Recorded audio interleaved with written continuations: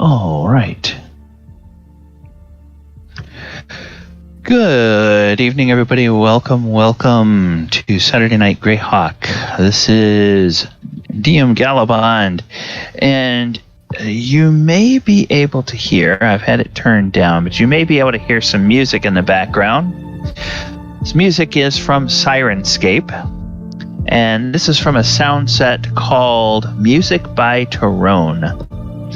And it's just some interesting set of tracks that is there, apropos of nothing, but I'm just trying out different sound sets pre-game, and then when we get into the actual game, I'll be using some of the ambient sound sets for that. But we have a few minutes before we start. Most of the players are trickling in. We do have a new player that's joining us, so we'll have an introduction for him during the session, and we'll probably do that as we get started and before we recap what happened in our previous session. All right, and by looking at the clock in the system tray, it says that it is now 7:30, so that means it is time to play our game. So, players, welcome to Greyhawk Saturday Night. It's session 19 of our game. Hope everybody has had a good week and is doing well.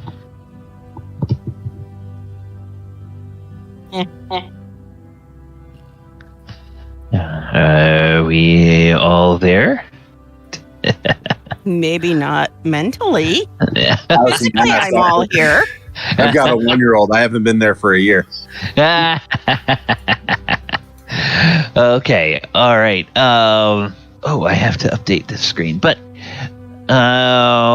we do have a new player, as I mentioned. I haven't had a chance yet to update the in-game slate, but if you will, please, Tony, go ahead and introduce yourself to the rest of the players.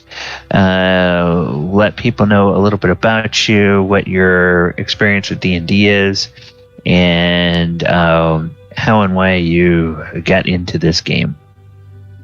Okay. I basically started playing, you, shall we say, Lord of the Rings fan, and pretty much comics in general, so I had to say it was about the late 70s, so it's actually not a whim. It was actually my older brother took me to B. Dalton bookstore, and when I was looking, I saw kind of like a display near like the Lord of the Rings stuff. They had this, game. I said, wow, that kind of looks like the Lord of the Rings, and I just kind of got hooked into it. And then it was just, to me, it was like, it was like the whole idea of maybe creating a character, and I guess the whole aspect just sucked me with the stories and all, and, the rolling of the dice. So pretty much, we had a core group of my friends who enjoyed it. Well, it was more of a struggle to let somebody teach us it. So basically, my older brother was adopted to do that. So he was in high school at the time. So he was nice enough to read the rules, and I kind of got hooked in ever since, because I guess it was more like the whole camaraderie of sitting around the table and telling the story, like with other people and stuff like that, which kind of drew me into it more than just playing a video game or something. So kind of I've always been enjoyed fantasy and stuff like that, or some kind of and watching movies and stuff like that.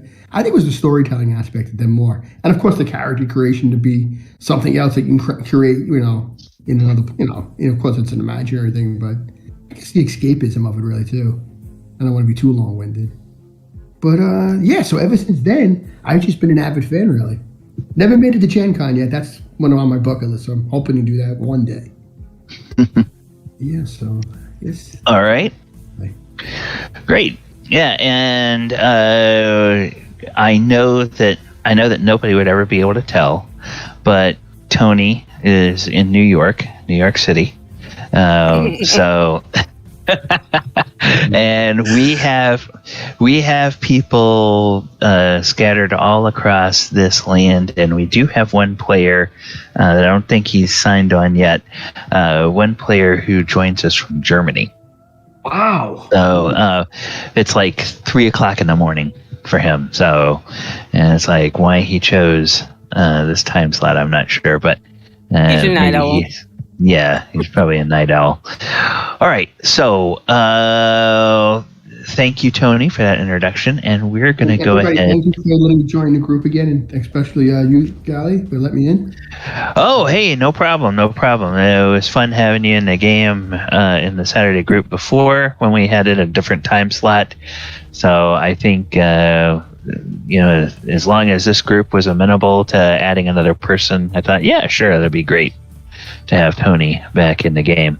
I'm going to say I'm upset now because I have family outside of New York in Poughkeepsie area, and also I'm from upstate New York, and I now miss all the pizza and the food. I'm in the middle of nowhere in California, and I have no restaurants, so you're killing me. I got 3 pizzerias in like 5 minutes walking distance. Right? Yeah, I'm crying. I'm almost in tears. I can have a pizza in 2 seconds. If you ever watch that guy, I don't want to sound long-winded. What's that guy's name? If you ever watch the guy who says, "If one bite, no rules." Something like that. Yeah. There's a pizzeria right down my block. They're known for Sicilian, Rose's Pizza. I mean, if you like pizza, they have the best Sicilian, I have to say, because I've eaten a lot of pizza in New York. And he did the one bite here, and he gave it like an 80, I think, Dave. But I know because sometimes I follow him on the YouTube channel. But 3, you have no pizzerias out there then, probably, right? Nothing. I'm in right by Joshua Tree National Park, and I learned to cook well.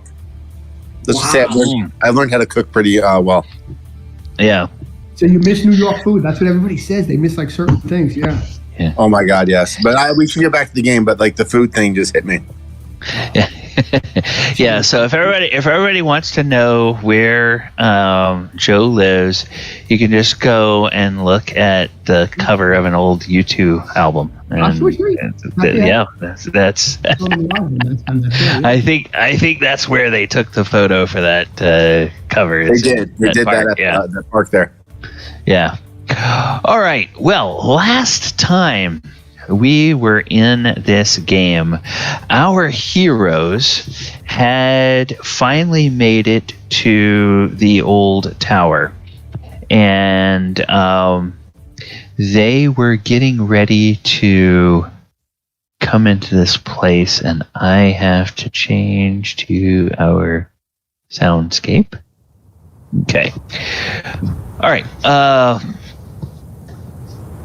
They had walked into the inner courtyard of this, what might have been an old keep or something like that, and it's got the ruins of a temple in there. Actually, the temple building is sealed, and all the doors have these mystical runes on it that are still active. And then in one corner of this big courtyard, there is a tower, and they were approaching the tower last time and wanting to see what was in there when we had to end our session. So we will pick it up with the group here as they are heading towards this door, right here. And we had left the Knowles and the mercenary captain as the rear guard at the small gate, so we have a fighting way out if we need to.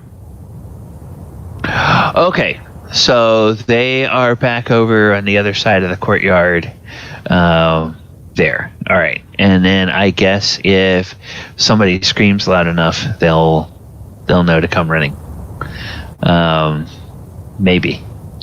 All right, so I don't know who was taking point on this, but whoever wants to take point can go ahead and take it away. Me, actually. Talon usually opens doors, and I usually put my head in. Okay. Oh, and Tony, by the way, just Talon's in charge of hazing people. So you're going to have to eat what he says to eat, and that sort of thing.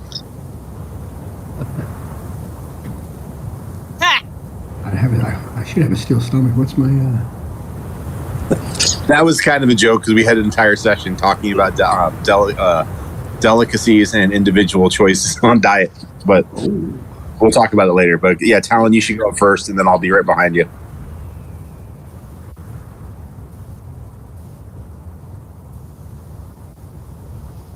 Okay, well, I wasn't planning on eating anything anytime soon, but whatever. So the store's locked. Is it chained or? There is not a chain on it, but it is locked. Well, I guess I can try to pick the lock. Maybe I'll be more successful than I was last week. Okay. Yes. If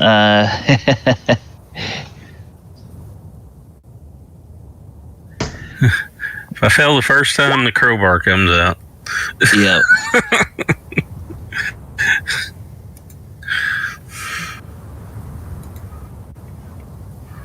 Yeah. There we go. Okay. Yes, you work the lock picks in the lock, and this lock is not nearly as complex as the lock on the outer door, that's kind of strange that they would spend more time locking that outer door than this inner tower, but maybe that's because the tower is abandoned. When you guys looked into the arrow slits, all you saw was darkness. But the door is now unlocked.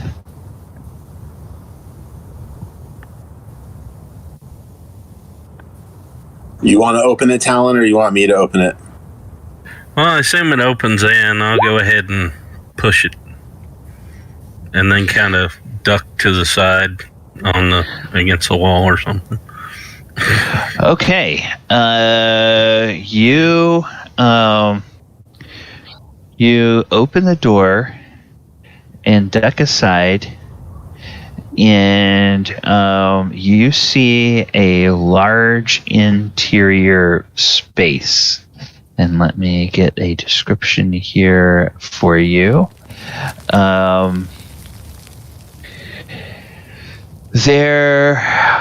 There's little in this place in the way of furnishings other than rude tables, benches, chairs, and stools. Heaps of old blankets and brown cloaks lie by the walls, and several sacks near them are filled with foodstuffs. On the tables are bottles of cheap wine, partly consumed, some crude dice like knuckle bones, dirty plates and mugs, and the other thing that is in here are people.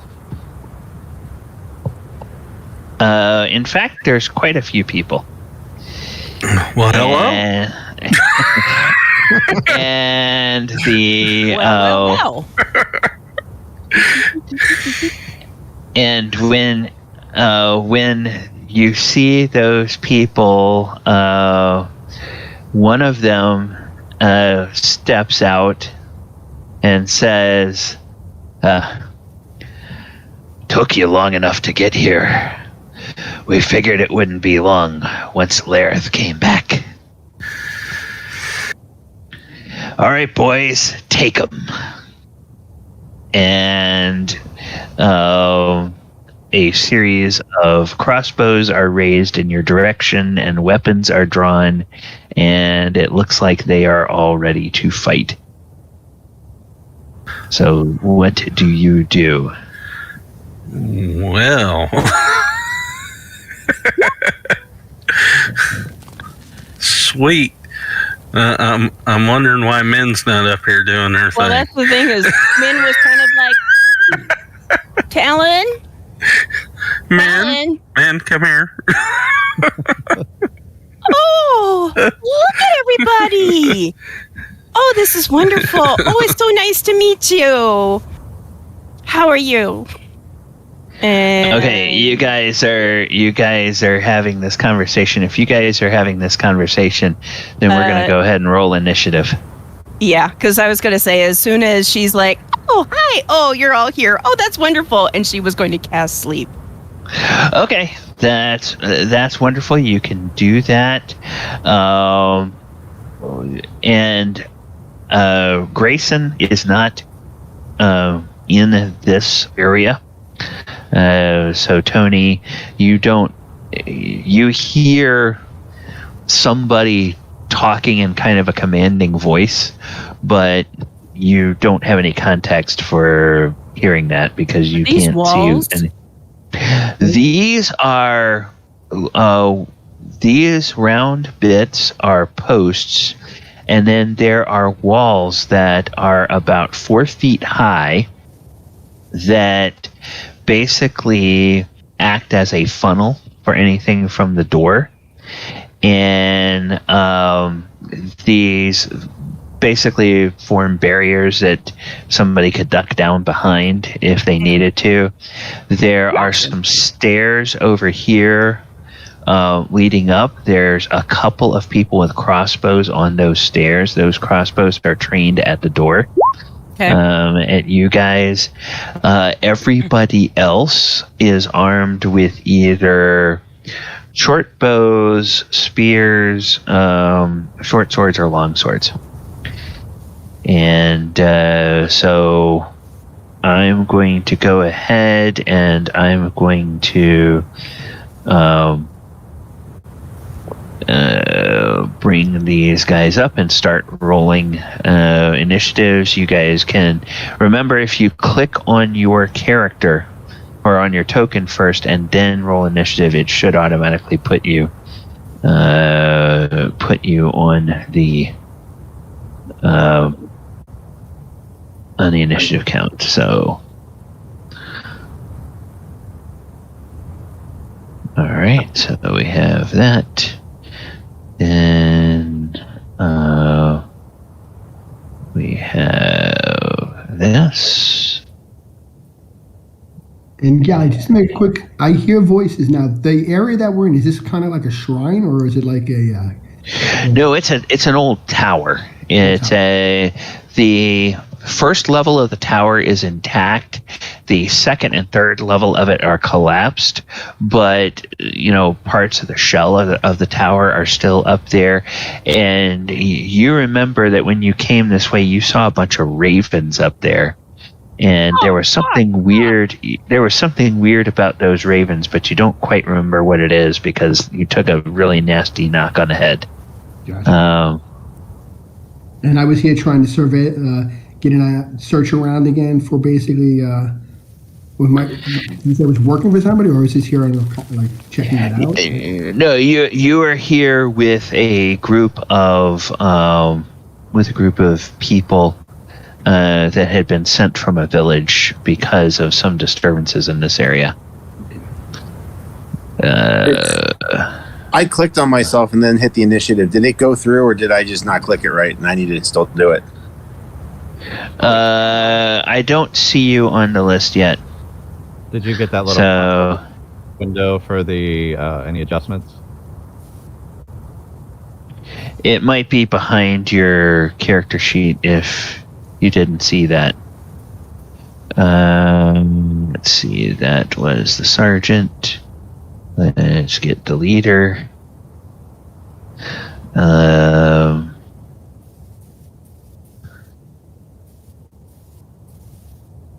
The leader is going to do this.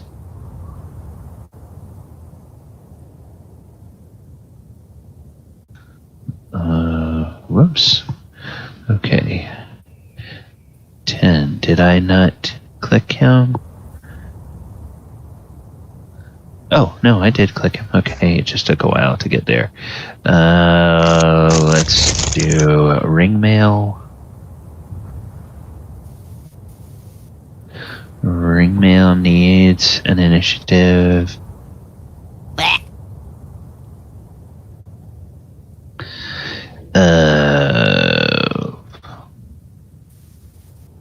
Okay. Spear and axe needs initiative. I think that will be all of my guys.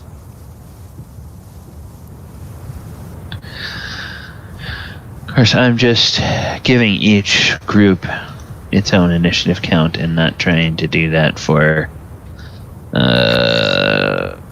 everyone.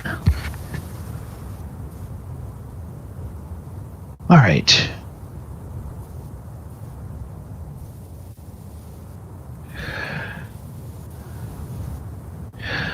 Okay, so we'll put this in ascending order. Okay. Ooh. Guess what? Party gets several members of the party get to go first. Nico. Yeah, it's fun when I roll one. Yeah, you're actually at the top of the initiative order. So, what would you like to do? There's a room full of people. I'm also like not a huge person. Min and Talon can move past me and back, but I'm going to stand in the doorway since I'm in the best armor and shield to try to attract the arrows. I want to get everyone to see me as a threat and shoot at me and not them. And I'm going to cast Bless on our group. And since it's a area, I can hit everybody in our group, and no one's in melee yet, so everyone's got Bless. Okay, so now what is the actual area? Because I think we're gonna have to say that 60 yards, 60-yard range, and up to 50 feet cube. Oh wow! Okay, yeah. So very very large area. All right, so that means everybody gets the little, and of course you don't know that anybody else is there, so you cannot get. I'm just saying our friendly people that I know about, the ones we're here with. Okay. But everyone then in our group that I know that's here with us gets a +1 to their attack rolls, and they also get a +1 on fear against fear effects. Okay. All right. Then that will be Nico's turn. Anything else? I'm going to yell like, your boss owes me money. Let's do this. Okay. Your boss owes me money. And Min. Yes. That you are now up. What would you like to do? So just to make sure, I can plant this spell to go off from anywhere 30 feet from me? Yeah. I'm reading this correct? What does it say about the range? Okay, so hang on. There should be a range, and then there should be an area of effect. There. So 30 yards, and I think you've got this set wrong on your map because it says every square is 5 feet, and this is like 5 squares, 150 feet. Oh my goodness! Let me double check. The thing here. Okay. Yeah, that's over here. It's just one of those things. Yeah. That's definitely. Okay.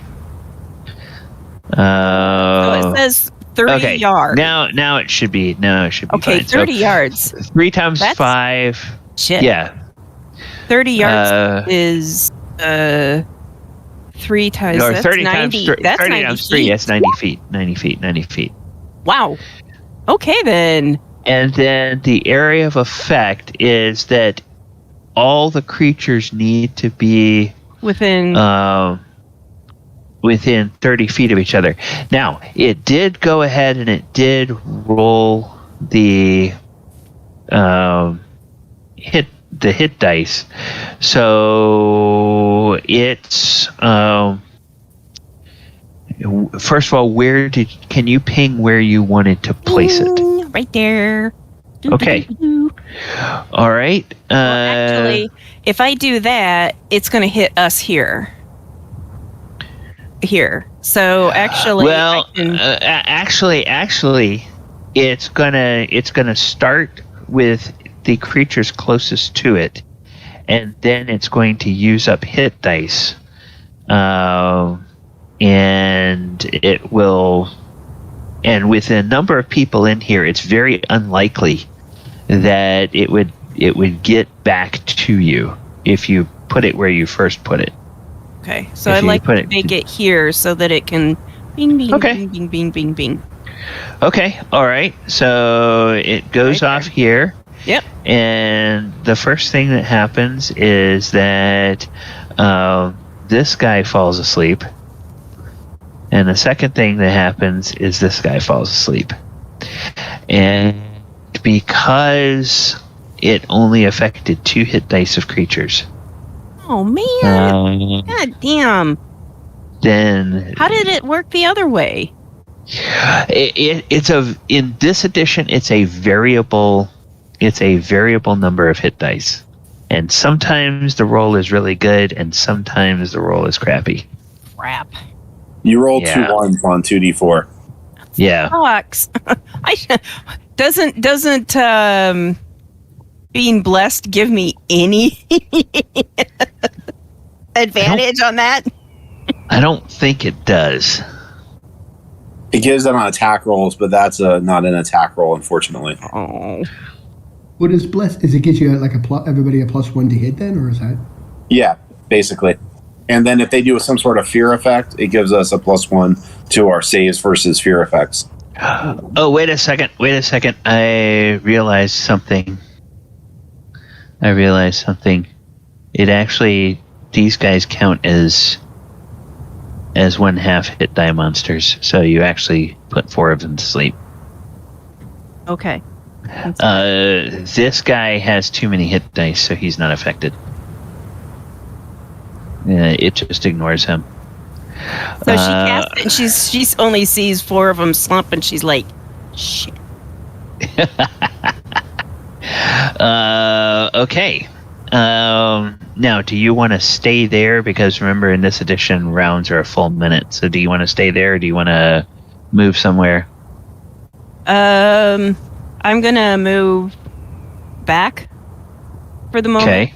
Because I don't have anything else I can do until it's my turn to pass. out of line of sight of the doorway. Okay. Yeah. All right. Quint, that means you are up. All right. I'm gonna pop in here quick. And you said these are 4-foot walls. 4-foot high walls. So yes, you can see the top halves of these people looking over them, probably, chest up, looking over them. And then you can see the rest of the people here. These round black items here and here, these are all pillars. All right. I'm gonna just take the closest guy right here, and okay. Do you have that point blank ability? He's got a crossbow that he is. Okay, the 18 will miss. The 1 will hit, so go ahead and roll damage for that second hit. All right. 3 damage. And then I'll follow him and pop back out of the way so that okay. There's room for and that hit bloodies that guy. All right. All right, so now the okay.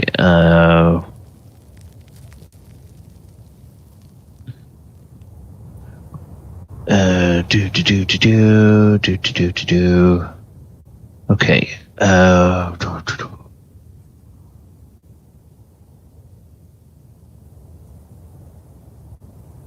Okay. That happens on his turn. Very well. The next thing that happens is the spear and axe guys.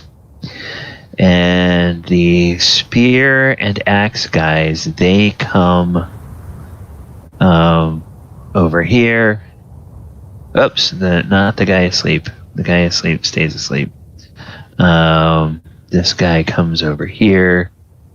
This guy comes over here. Do we have any other? I think that's all of them. I think it's just the three of them. And then they will attack by throwing their spears. And so they will attempt to. The first guy will attempt to throw a spear at.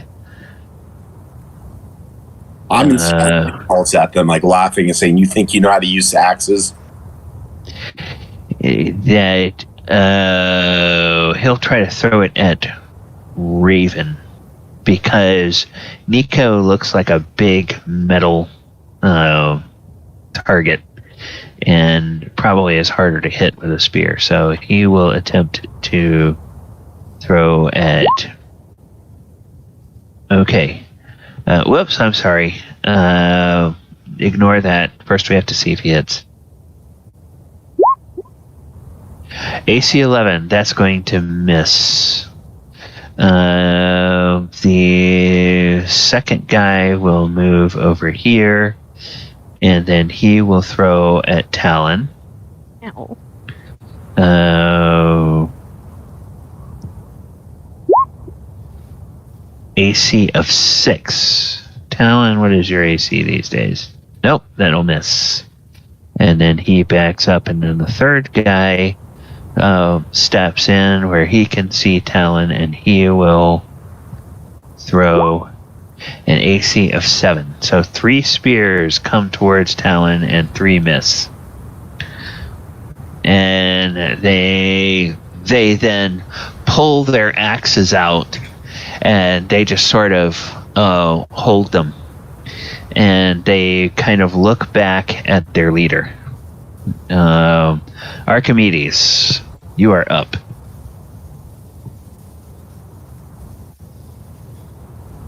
Perfect.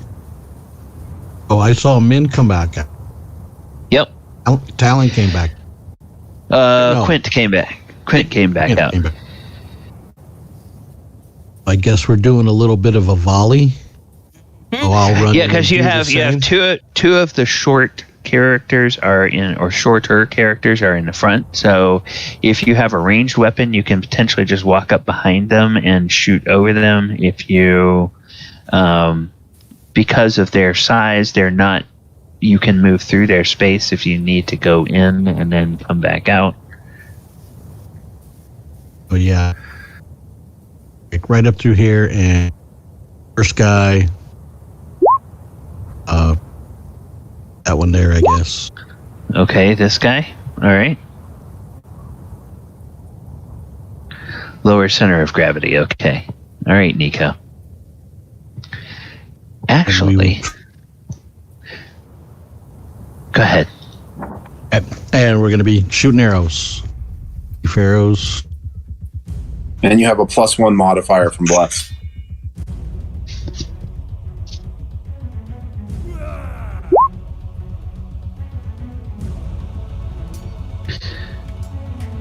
Ooh, AC of 1. That's definitely going to hit. So go ahead and roll some damage. And no pluses on this one then. The bless doesn't affect damage, just to hit, right? Correct. There's no damage modifier. 7 damage. Wow. Okay. Perfectly timed shout. Archimedes, how would you like to kill this guy? Ooh, with your arrow? In the heart. Right in the heart. Okay. All right. Archimedes takes the guy through the heart, and he drops his axe, clutches at his chest, and screams as he falls down. You want to stay there, or are you going to move back out? Do I get the 2-to-1? Since it's a. Oh yeah. I'm sorry. Yeah. Okay. I don't mean to rob you of your second shot. Oh yeah, we'll fill the second one. I guess in the middle. We're trying. This guy here. Okay, this is the leader. Hey. He's probably a tougher guy. So if you're looking at taking out guys, you may not want to do that. And if you're looking at just focus firing with everybody on the leader, then but it's up to you. You do know that that at least some of the minions will fall with one shot. So soften them up for Nico, I guess. Okay.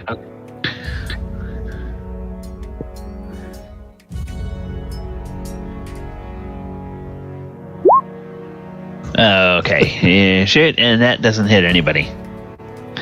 All right. And then I will actually just step back. Okay. Just I am wearing my chainmail. Just step back there, and so then the leader is up, and the leader is he says, "Haha, so nice of you to drop in. We have a little bit of a welcome present for you." Oh. And he moves over to one of these pillars, and he grabs a chain, and he yanks on the chain, and there is a sound of rumbling. And when the rumbling is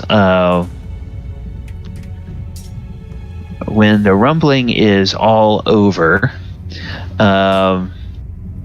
this entire area here is filled with falling boulders and stones and debris. What area? And the area that I am about to reveal. Okay, I need to. Gotcha. I need to zoom in and click on it. There we go. This area right here. And so everybody, well, the two of you, Talon and Nico, I need you to make some saving throws, and this is going to be against. What is the saving throw against? Let me pull up the thing. All right.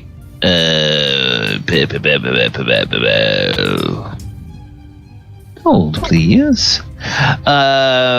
Save against petrification.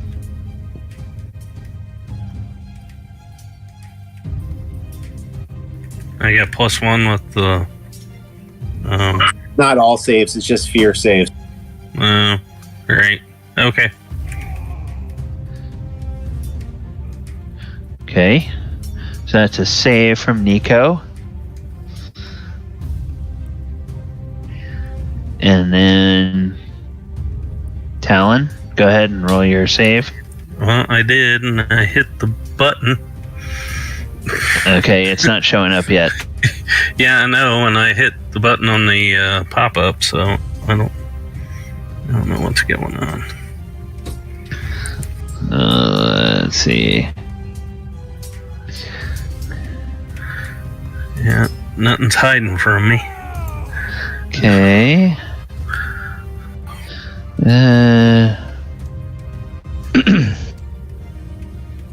Goodness.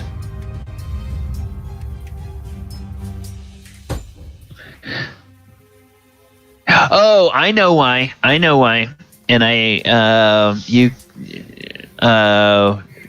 the numbers are in the wrong spot. So you have the numbers in the modifier column. You need to move them to the target column. That's why. So just copy paste each one. Don't leave the number in the modifier, or else you're going to get a screwed up result.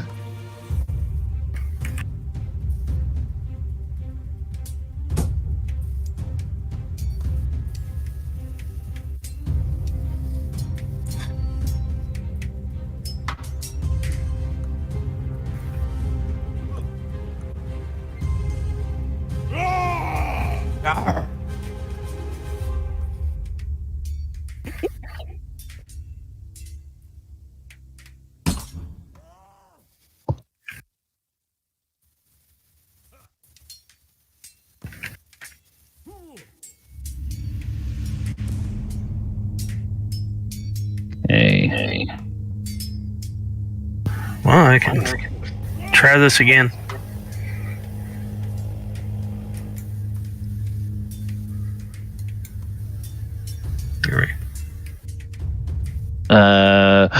Okay. Actually, I'm sorry, Nico, you failed. But Talon, my inspiration then once.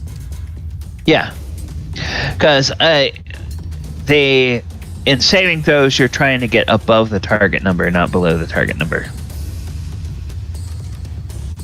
That's one thing that's annoying about. Yeah, it's one thing that's annoying about these old systems is that some of the numbers the target you're looking for is higher than the target number. Others, it's lower than the target number. All right, so that means that you both take 1d12 damage. However, Talon, you take half of that damage instead of the full damage. So, Nico, you'll take the full. Talon will take the half. Got it. Nope, that's not that low. That's 8. So, Nico, you take 8. Talon, you take 4. And that whole area is filled with a cloud of dust that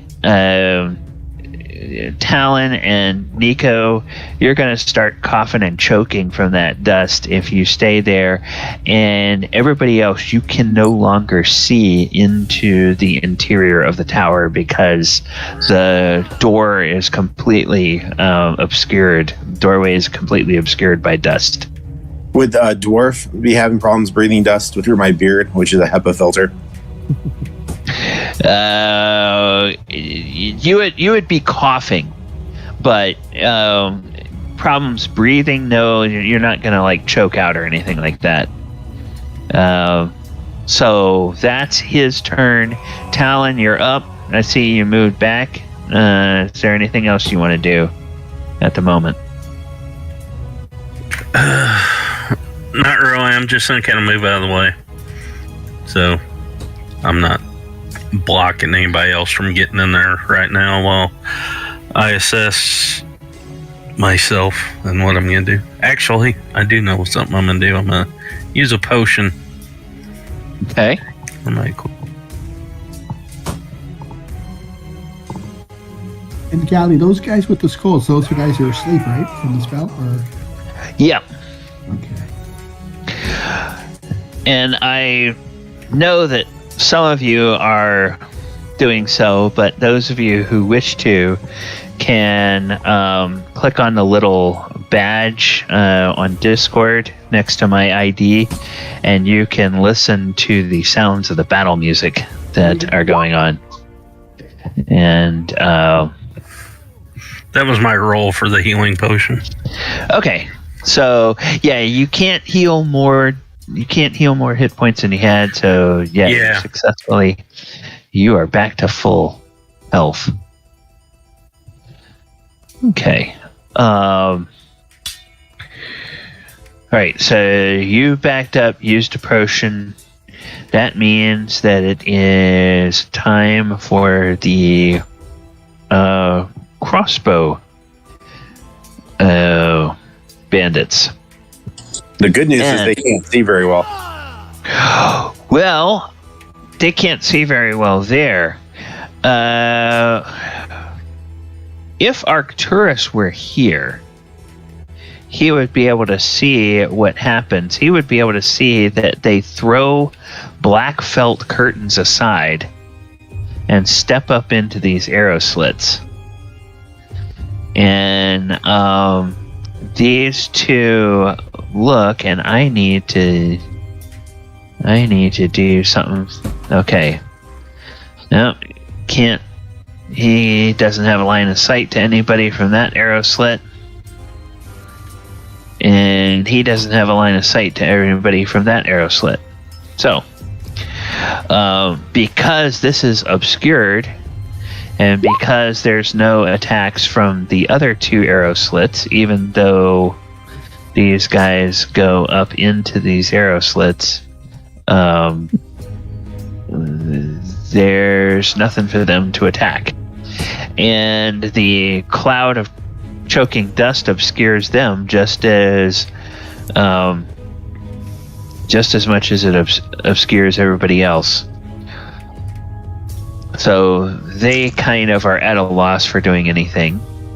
The sergeant will shout out, "Look out! Report!"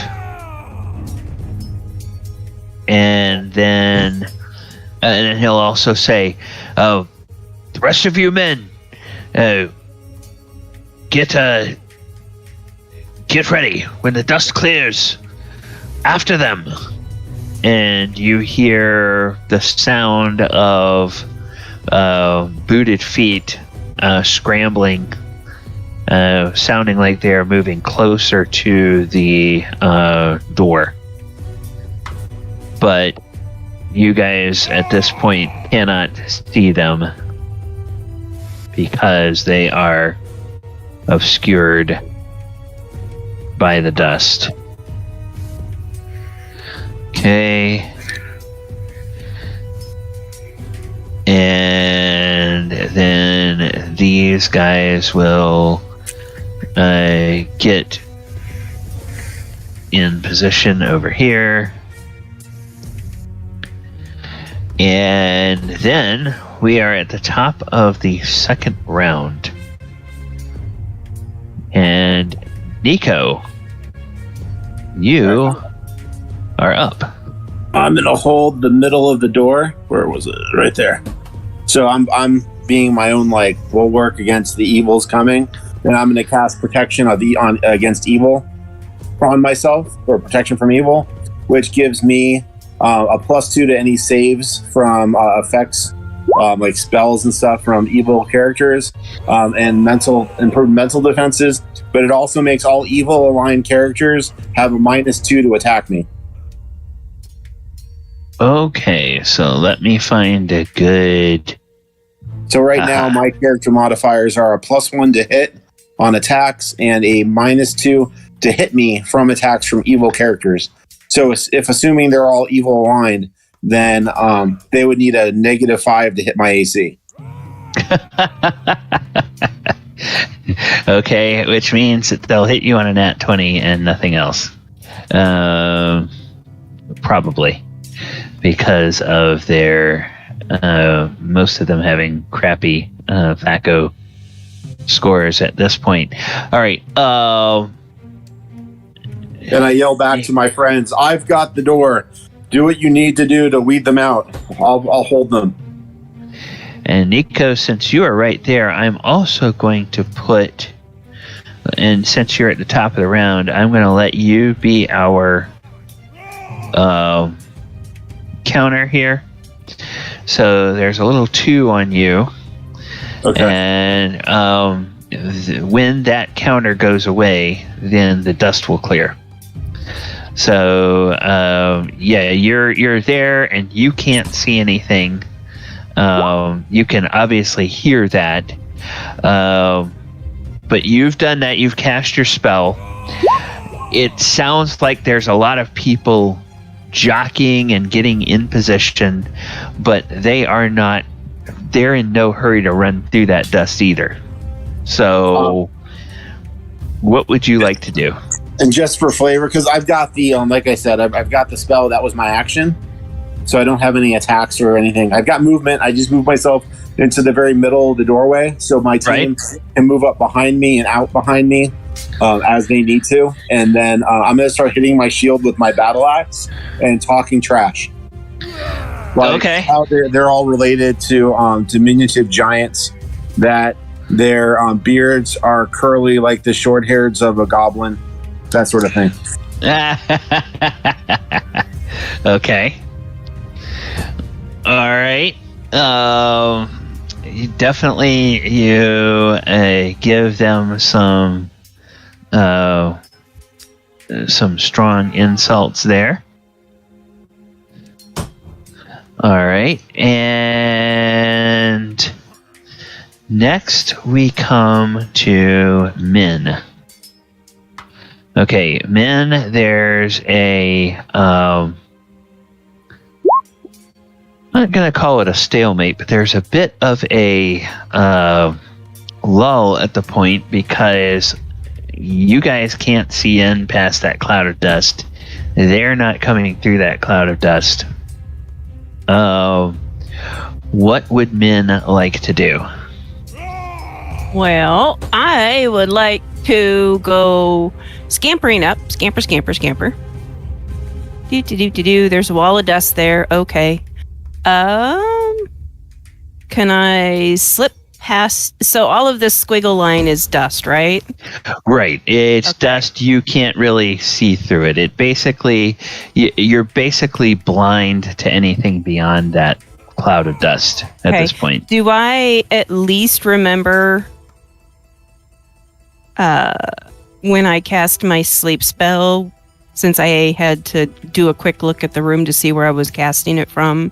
Do I at least remember how tall is the ceiling in here? How tall is the ceiling in here? The ceiling in here, let me consult my handy dandy notes and see.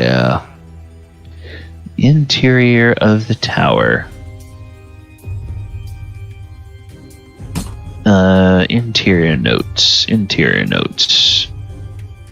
Rooms are... Okay.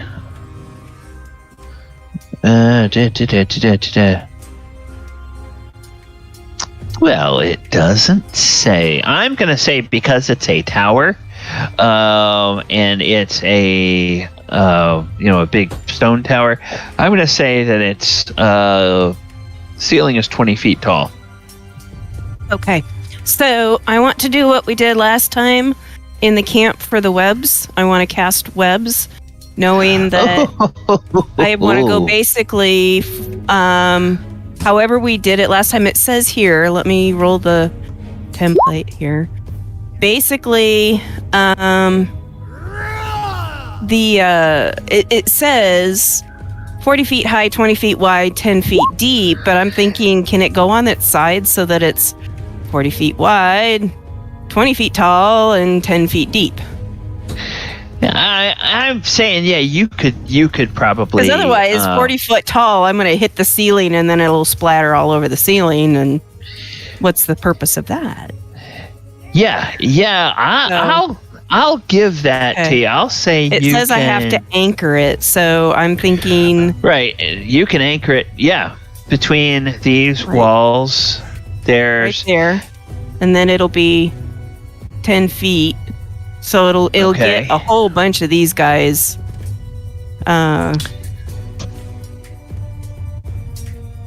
It's just an area fit.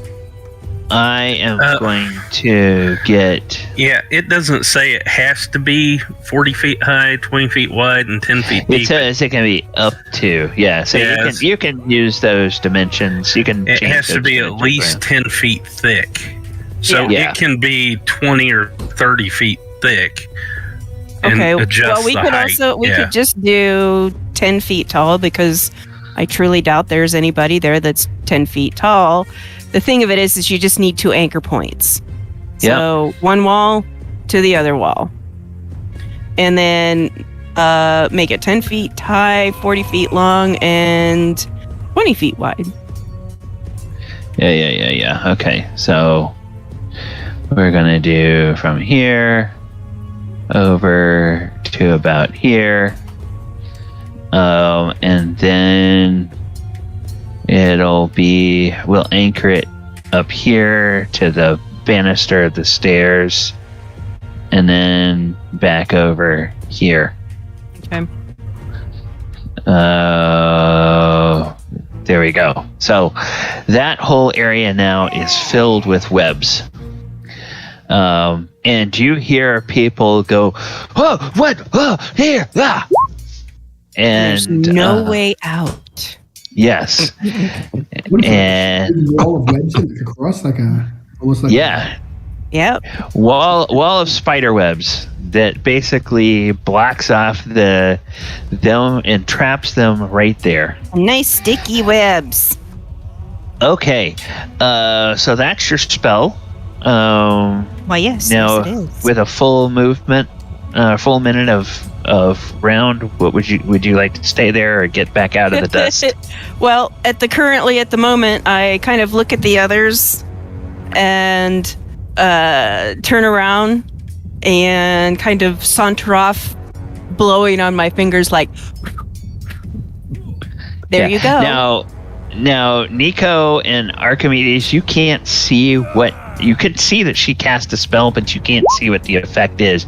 You can hear that there's like a, what? Get it off! I'm stuck to my weapons!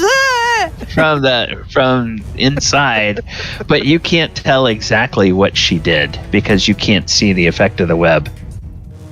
So... I was kind of like, yes, sir, you are welcome. And she just walks away.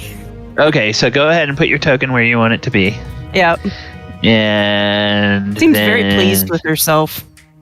Quint, you're back up again. All right.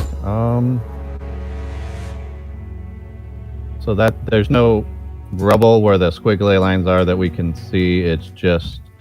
It's basically when it is cleared, it's going to take an extra square of movement to move through those squares. Okay. But you can't see anything. It's just a big cloud of dust. Okay. Right now. She'll kind of go, hey, so remember those webs from the last time? Yeah, I did that to them. They're kind of stuck and can't leave. So, why don't we go back to doing this carefully? Okay. Well, I was going to see if I could come up here and then, hop over that little wall there. Because it looks like I'm still out of the web and hopefully out of the dust. And at that point, I can see the web. I'm going to say that if you want to do that, give me a strength check. Because you're going to have to basically vault yourself over that wall. Sure. So go ahead and give me a... Oh, yeah. Okay. All right. Easily. So you scramble over that wall, and hey, there's a guy looking out an arrow slit. Actually, I think when his buddies started yelling, he would be turning around and he'd be looking back and going, huh? And then you leap over the wall. He's got his crossbow in his hand. His sword is still in its scabbard at his hip. So what would you like to do? Can I shoot point blank with a bow? Or would I drop that and draw my sword?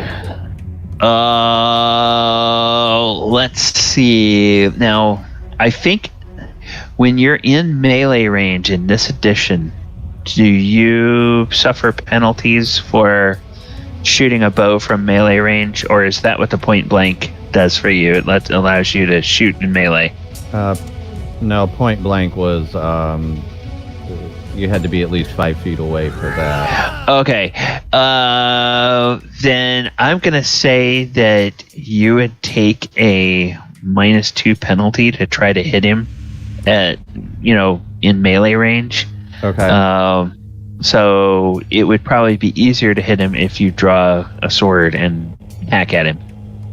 Yeah, I will. I'll draw my. I can 2-weapon fight since I'm in light armor, so I will. I'm just gonna drop my bow at this point and then draw my 2 swords. Okay. All right. I'll take a swing at him with both of them here. Okay, you have to do the Thaco first instead of the. Sorry. I know it's a. Or the Thaco. Thaco button. 18 and 11. Okay, those are both gonna miss. Okay.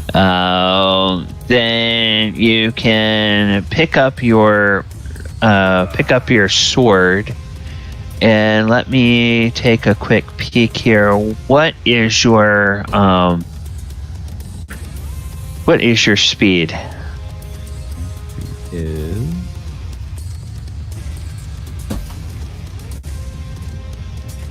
and as soon as I find the right tab.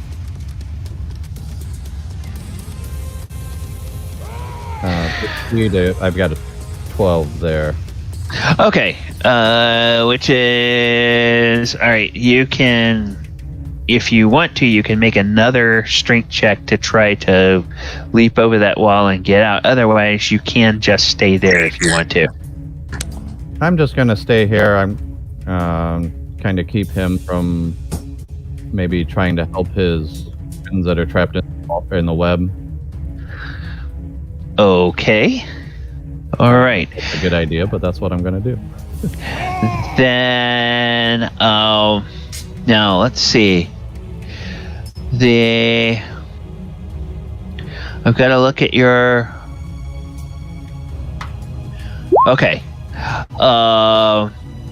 Creatures with less than 13 strength are stuck until freed by another. So, that means that everybody who is currently in the webs is stuck. Because they're all just lackey dudes. And that guy's asleep. That guy's asleep. And those guys are asleep. So that means that nobody in the Spear and Axe pod can help anybody try to get out. All right, Archimedes, you are up. All right. Picking up my proficiency for fighting. And so I was just going to shoot to the gust and just hit whatever.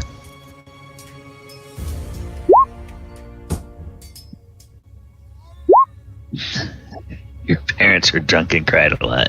You're kicked out of your clan.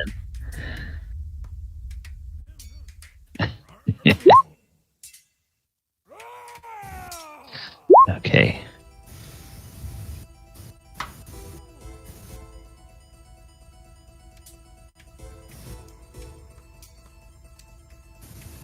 All right, I'm sorry, Archimedes, are you waiting on me for something? I was trying to read and listen to you at the same time. Okay, no, I was trying to read on the non-proficiencies of blind fighting. That would take away any of the, or negate any of the shooting into the cloud of dust. Okay. Blind fighting. Let's take a quick peek at that. Non-weapon proficiencies is chapter 5.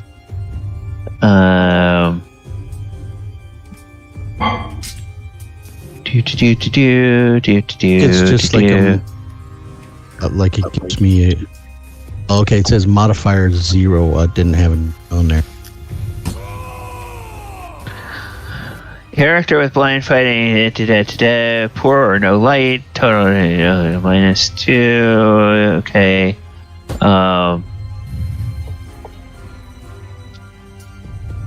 Okay, so blind fighting. Okay, so yeah, it looks like it just reduces your reduces your penalty for shooting. You would take a -2 if you're trying to shoot from in that area instead of a -4. That's what we'll say. Now, the problem is, so you can, I'll say that your proficiency gives you the ability to hear or detect that there's movement right over here to the right of this wall, and then you can hear Quint to the left. And Quint, the noise that Quint is making is obscuring whatever other sounds. So you know there's an enemy to your left, basically. Okay. Then I will. It's. Yes, right to there, and then shoot to the left. You have to make sure you are line of sight. So you'd have to move up 1 square to shoot, because otherwise you're trying to shoot through a wall from there. Yeah, there you go. Yeah.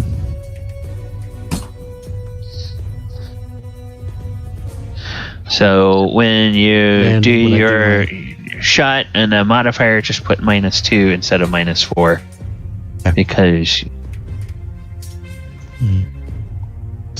this one.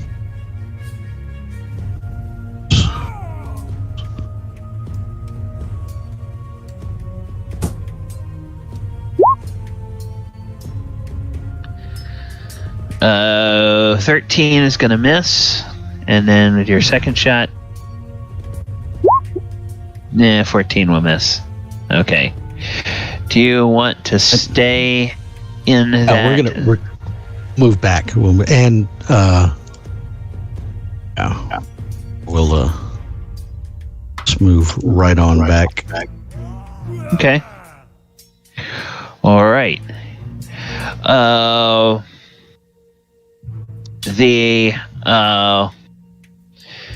You hear the leader. He shouts, "What? Where the hell is this?" We hear him shout, "What the hell is this?" Actually, the leader is stuck there as well.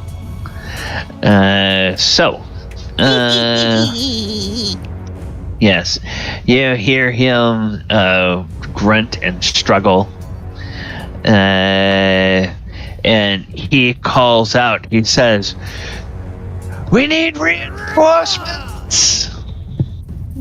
And so whatever that means.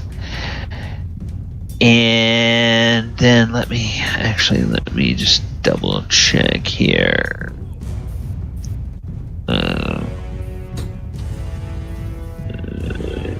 Let's see. Okay. Did we notice what they were wearing at all? What they were wearing? Some of them are wearing leather. Some of them are wearing ring mail. Some of them are wearing chain mail. Any of them wearing that eye? Are they wearing an eye? Like the cloaks that we have, or the symbols that we had? They are not wearing cloaks in here. However, there are some cloaks that are over in the pile of rags, but you didn't get a good look at them. Okay, all right. But they did mention the name of Lareth. When you may not have heard it because, you may not have heard it since you weren't there. You hear a door open, and someone says, "What the devil's going on out here?" Go away. And so then, Talon, you are up. Do any of us recognize that voice? Nope. It just sounds like another dude. Okay, I was scared of the one person it could have been that we recognize a voice, maybe. Nope. Well, first of all, I'm screaming my head off and Noel, hey, get your furry butts to the tower. Oh, okay. All right. So somebody is actually remembering that you have reinforcements. Yes. And then I pull out a couple bottles of oil and I'm going to make some Molotov cocktails.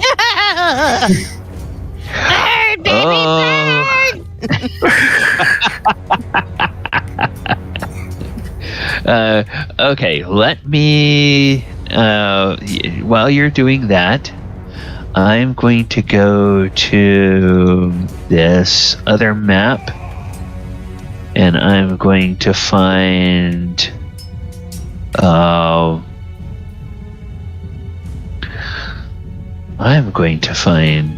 this whole group of guys here. And I'm going to copy them. No. And then I'm going. Then I'm going to go back to. Where the hell are we? We're on this map here. And I am going to put these guys over here. All right, so I'm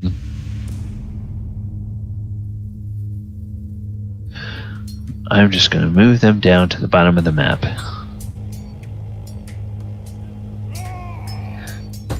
And they will get a chance to come in next round.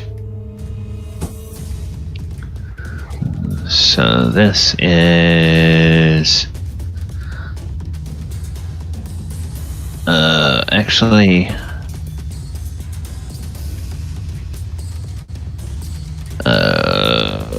mercenary. Actually, I gave him a name, didn't I? What did I name our Burrell? So let me just change his token, or let me change his character sheet name to Burrell. So when he goes into initiative next round, we'll know who he is. And then... Alright, so at the bottom of the round, I'll go ahead and add him to the... I'll add in him to the initiative order. Alright.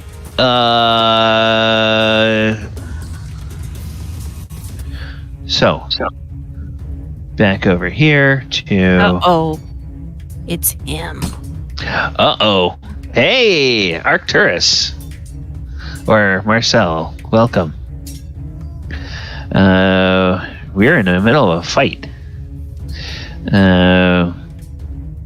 So at the end of the round, we'll go ahead and add you to the initiative count as well. Oop, we got him, guys. All right, so Talon, you're making potions, or you're making Molotov cocktails. Yeah, I figure it's gonna take my turn to do that and scream. Yeah. So, yeah. Yeah. All right, the crossbow guy. Only one of them can do anything. Actually, 3 of them can do something. 2 of these guys are going to run down the stairs and go over and start trying to help people get out of these webs. And get stuck themselves. Well, there's a chance. There's a chance that'll happen. The third guy, which is a guy that is right in front of Quint, he's going to drop his crossbow and take out his longsword, and he's going to try to attack Quint. So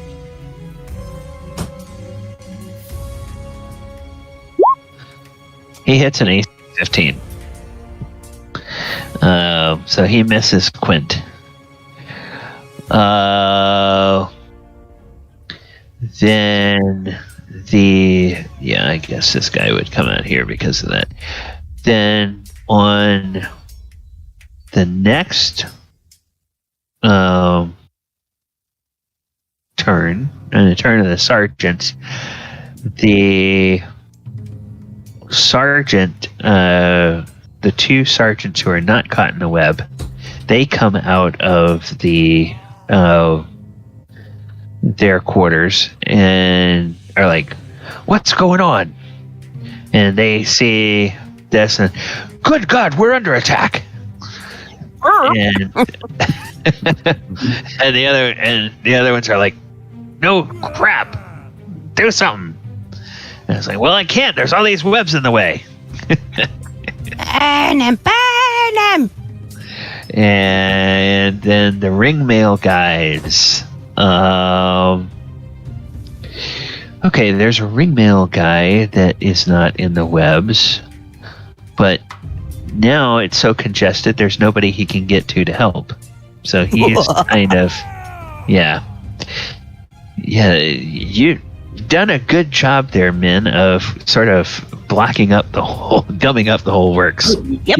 Oh, yeah. And the other bandits, well, they're not able to really do much of anything.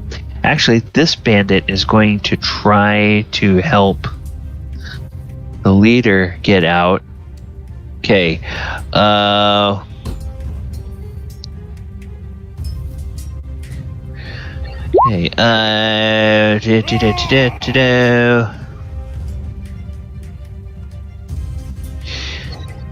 Yep.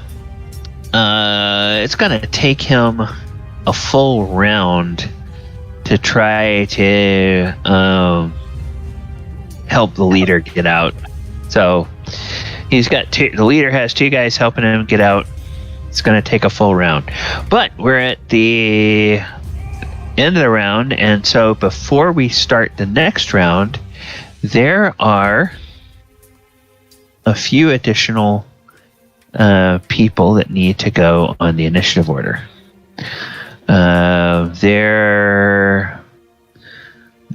There's the Knoll leader. So we'll go ahead and we'll get an initiative roll for him. So the Knoll leader will go on initiative there.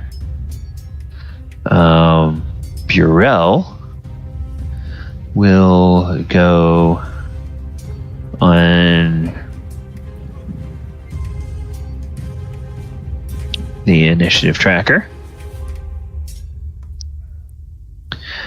Okay. Oh, whoops.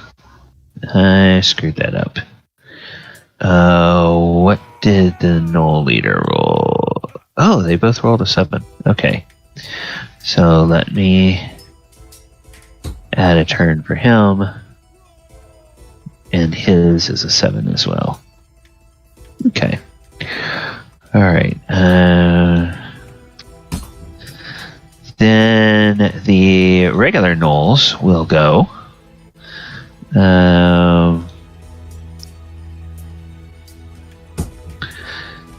They get added to the initiative. And roll 20 is being a little bit slow for me, which is why it's taken a while to get them added.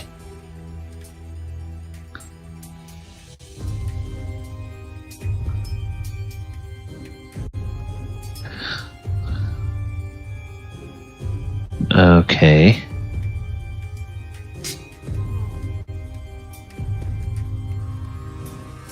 I don't see it popping up yet.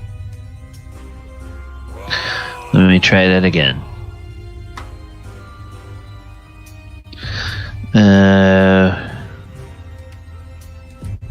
Okay, his initiative modifier is there. His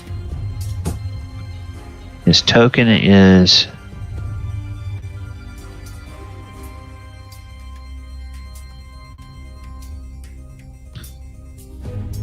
there. Okay. 8. There we go. And then So it's the Merc, the Gnoll leader, the Gnolls. Now, inside the tower,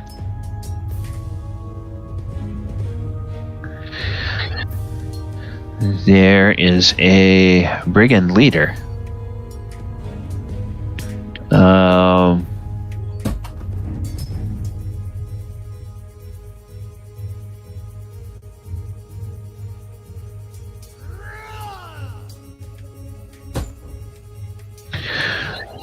Okay, and so he is I'm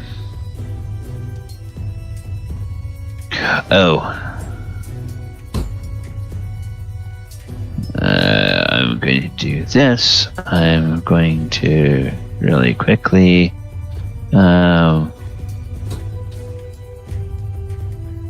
do this. And I'm going to go over here.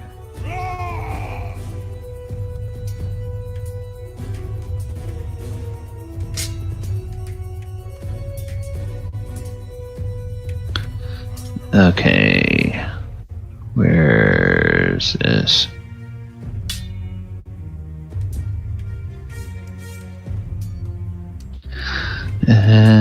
Come on. There we go. Open this. Call this Independent leader. Save this. Okay. The template for your mercenary leader and the template for the bandit leader are the same. So I was trying to use the same character sheet. So I had to change the or I had to duplicate it and make it a different name so that I could roll a separate initiative for him. Otherwise it was going to try to put him on the same one. Is he selected? He is selected. Initiative. Okay. There we go. And then last but not least, there's creatures that you had noticed before, but you hadn't really seen what had become of them. There's a croaking and fluttering from the top of the tower. And you see some ravens looking down from above upon the battle below. And they have this malevolent intelligence in their eyes. And it looks like they are getting ready to do something. So they are going to go on the initiative counter as well. I hope I also go down. All right. And yes, you can go ahead, Arcturus, if you haven't done it already, and roll initiative. Okay. It's 15. And you're very quiet. I can barely hear you. It's 15.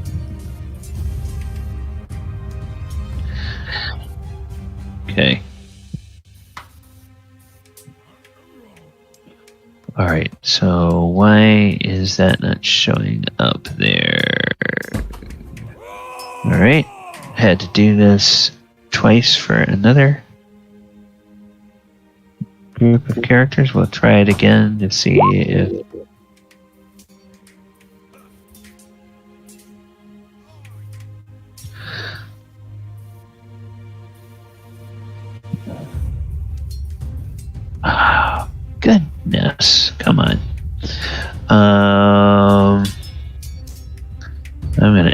turn manually. And then I'm gonna add. Okay. Oh, it finally showed up. So they go on initiative 5, and then Arcturus, you said you were on initiative 15. Is that correct? 1-5. Did anybody else hear him? Is that what I heard from him? Okay. 15. All right. Yes, that's what I heard. Okay. All right. So. Hello? Yes, now I can hear you better. Now I can hear you better.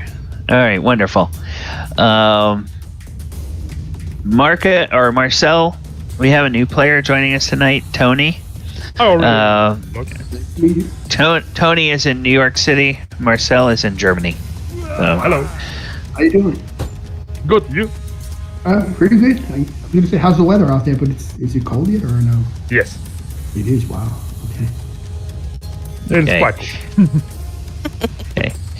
And I think because it's almost the top of the hour, it's about halfway through our session, I think we'll go ahead and we will take our break here. So I am going to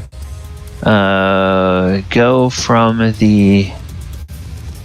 back to the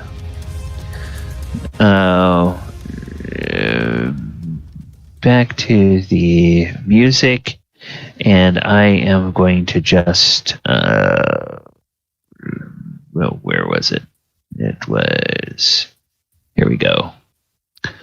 We'll play this music while we're on break. All right, players, thank you for being here this evening. Viewers, thank you for hanging out. We're going to take a short break. We will be back to our battle after about 10 minutes or so.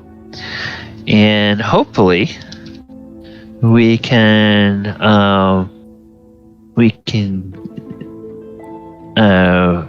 get meet Grayson and have him rescued by the end of the evening.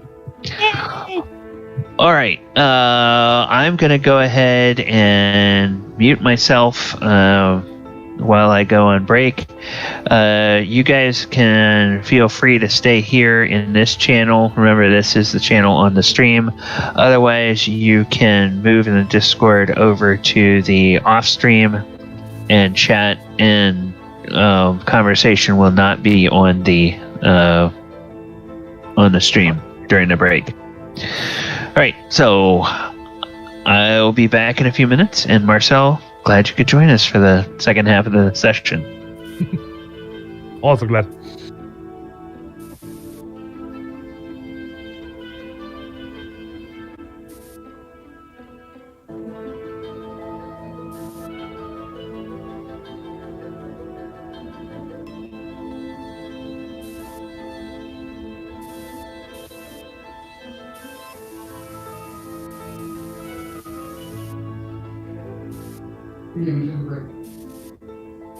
We know that it's going to be, we know it's going to be a character. Looking for, I think, can you let me see, in what $50, what do you get a free comic? Amendment. Oh, well,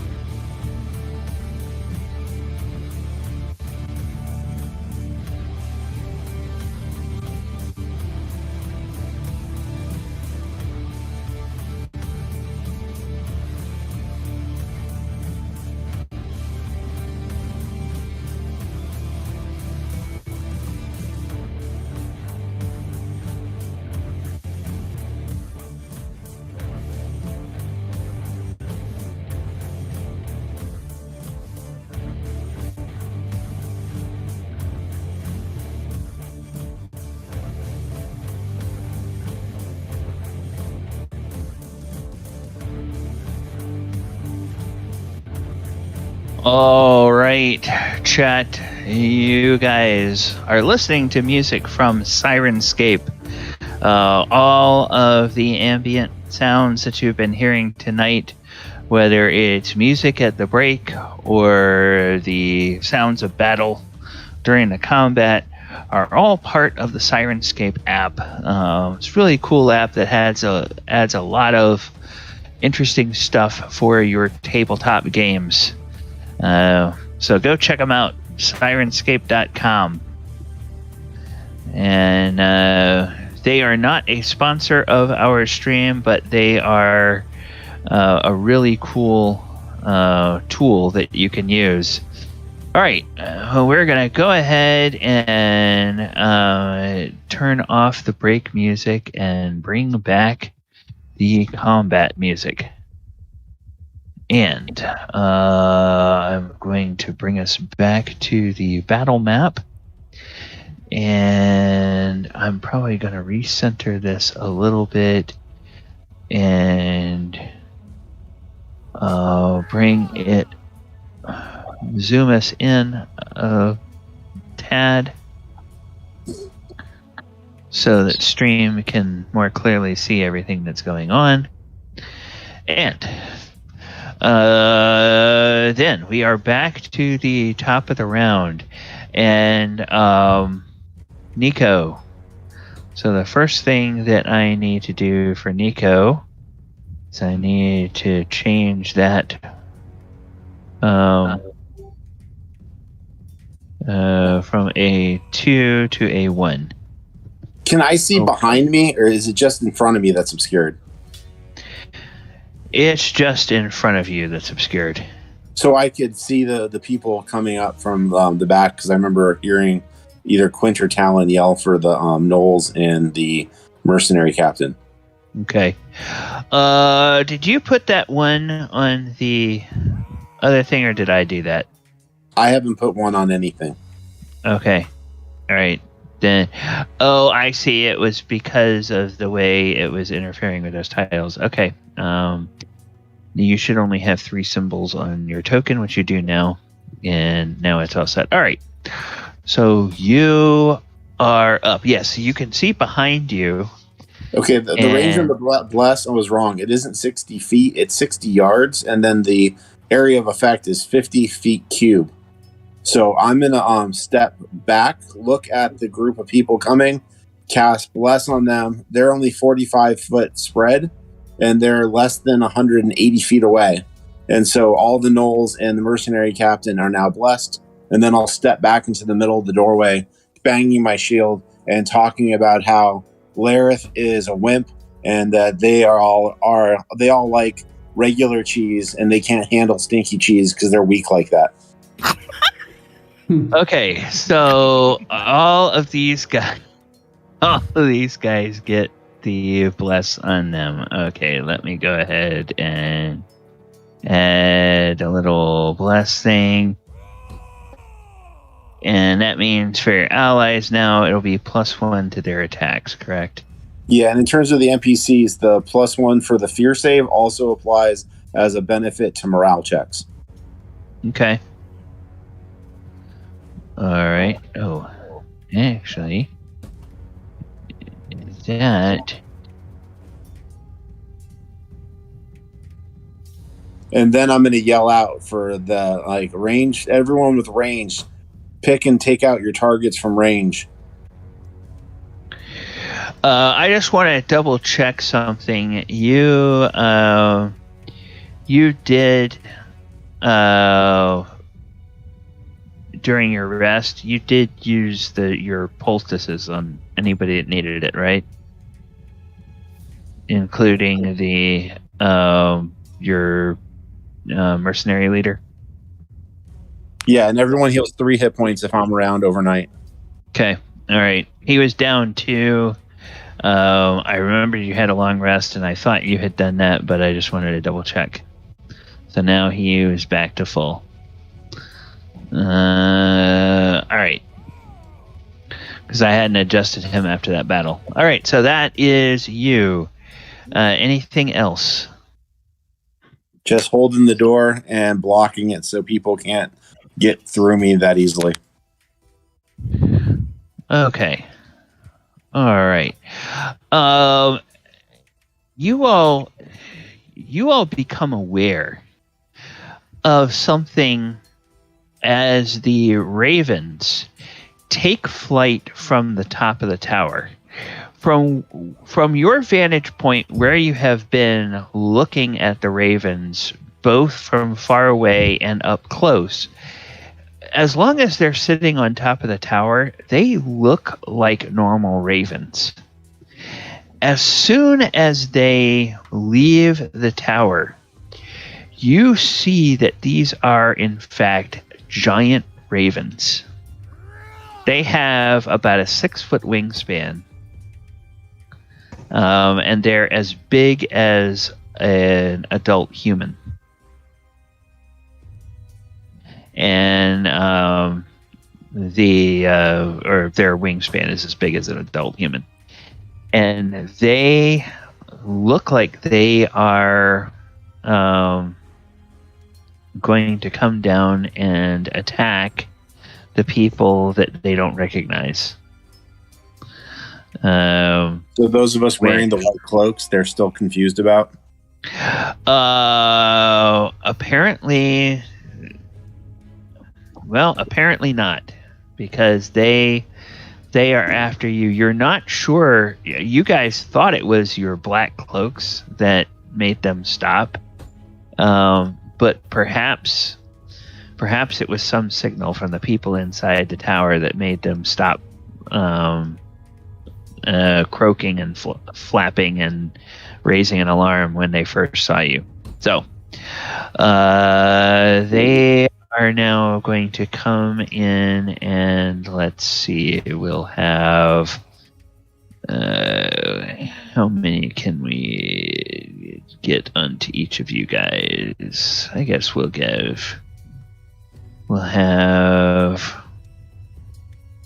a couple of them attack each of you.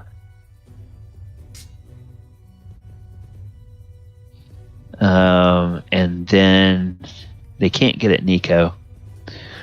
And they can't get at Quint.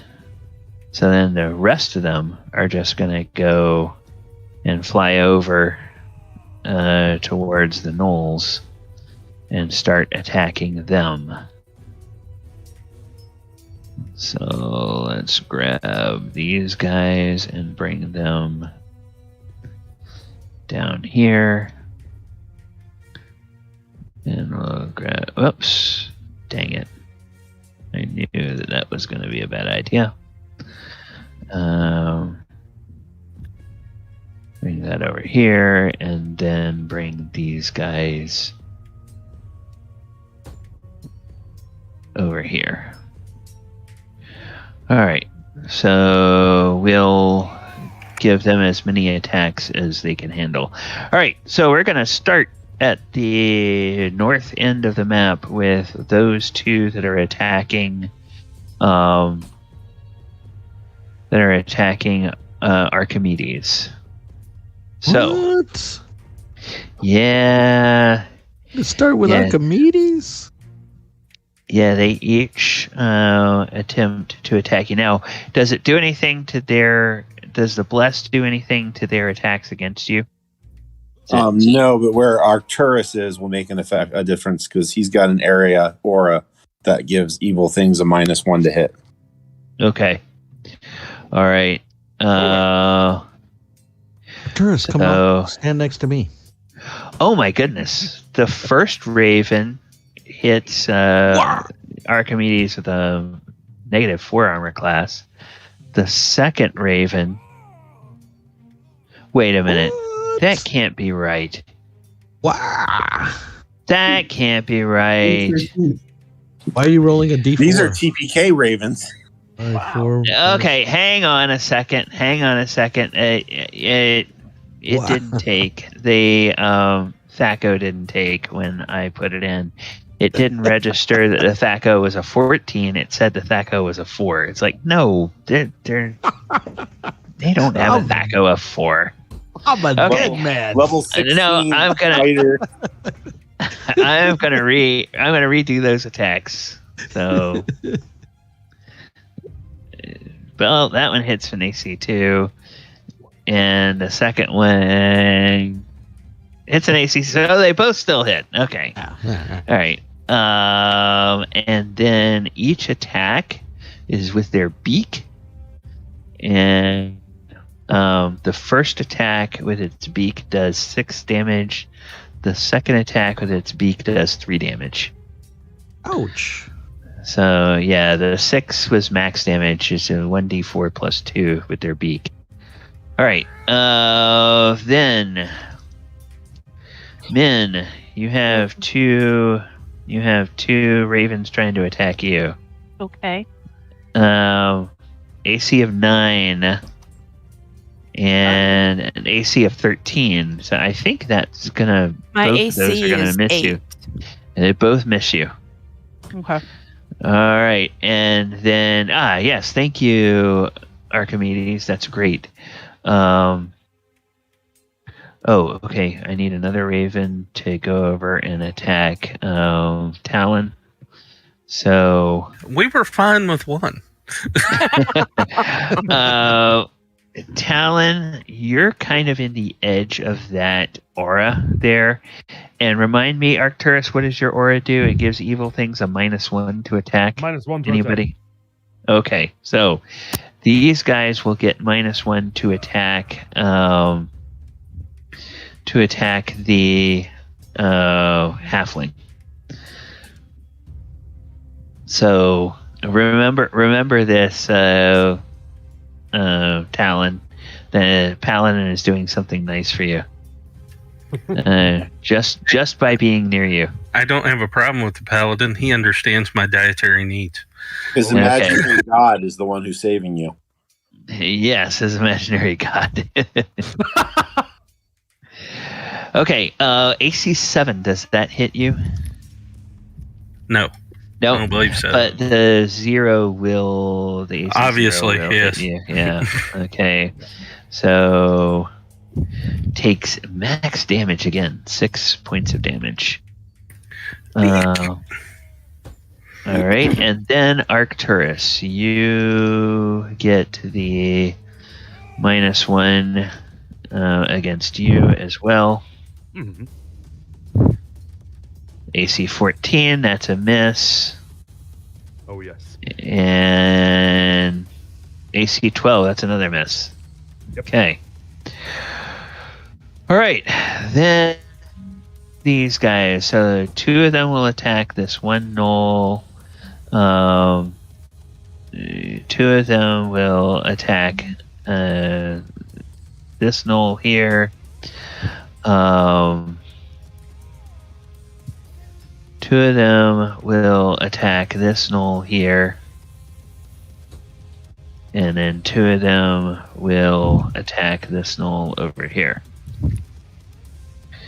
Alright, and so the gnolls have... Come on, gnolls. Show me your armor class. Negative. 5, okay. Armor class 5, so... do... 1... Ooh. 2. Wow. Okay, that guy gets hit twice. That guy gets hit... Wow, that guy gets hit twice. That guy gets missed twice. And the last guy... 1 hit, 2 hits. Okay, so 2 of them, or 3 of them get hit twice. 1 of them gets missed. So this guy up at the top, he takes 4 and 5. He takes 9 damage. So this gnoll is bloodied. The The next gnoll takes 8 damage, so he is bloodied.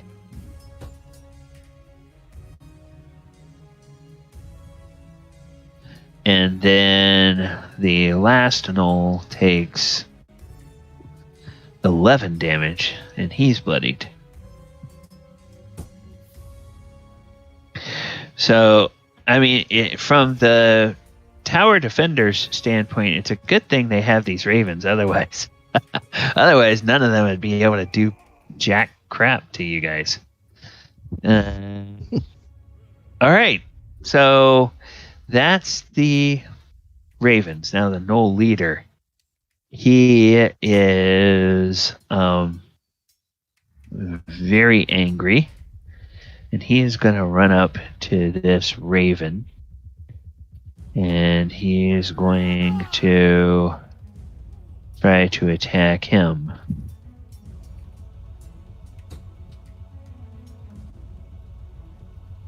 Does the bless give him any kind of... It gives him a +1 to his hit.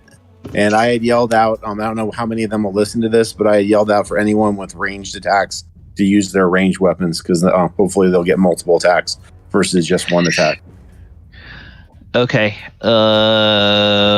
Yeah, he didn't hear that. The gnoll leader didn't, so he just ran up, and he missed. Even with a +1, that would have been a 17.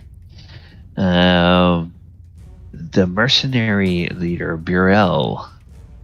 Let's see, what weapons does Burrell have? Yeah, he doesn't have a bow, so he just has a long sword. He is going to move over here and try to attack this guy, or this raven. And he gets a +1. AC of 8. Let's see, what is the... Nope, that's going to miss the raven. Then the brigand leader inside the tower. The brigand leader is going to come out and go, "What the devil is happening here? You get them. Make sure they haven't done anything to free the prisoner." And then he's going to run over. Well, again, it's so congested he can't get over to help anybody free them. So he just basically stands there and shouts at his men. And then the gnolls. All right, the gnolls are going to come up. The ones that are not under attack are going to come up and try to help their buddies who are under attack. And then they're just, let's see, do they have... Oh, wait. They are not going to do that. They're going to listen to Nico. They're going to stay out of melee, and they're going to fire their bows. So,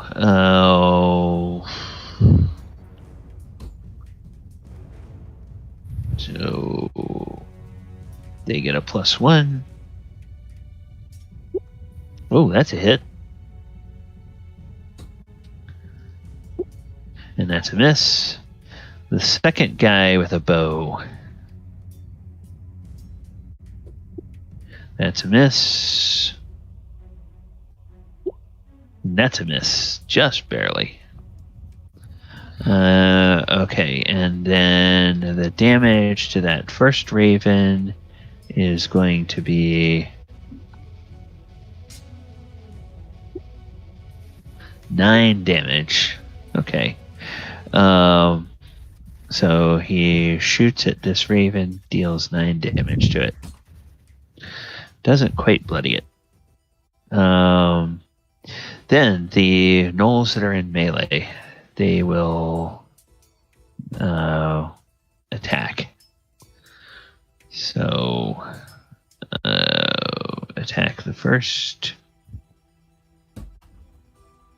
Nope. Attack the first. That's a miss. Melee attack the second. Oh, fudge. That's a miss. Melee attack the third.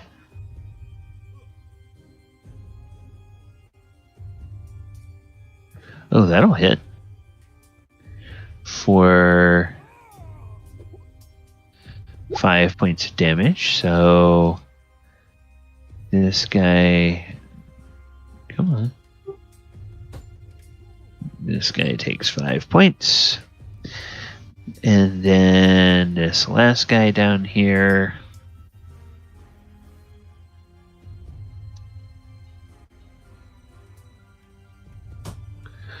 AC of 1, that will hit.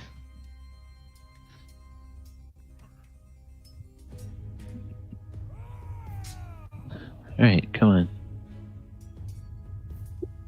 Oh, 3 points of damage. Alright. Alright. So the gnolls are engaged in combat. Yeah, alright.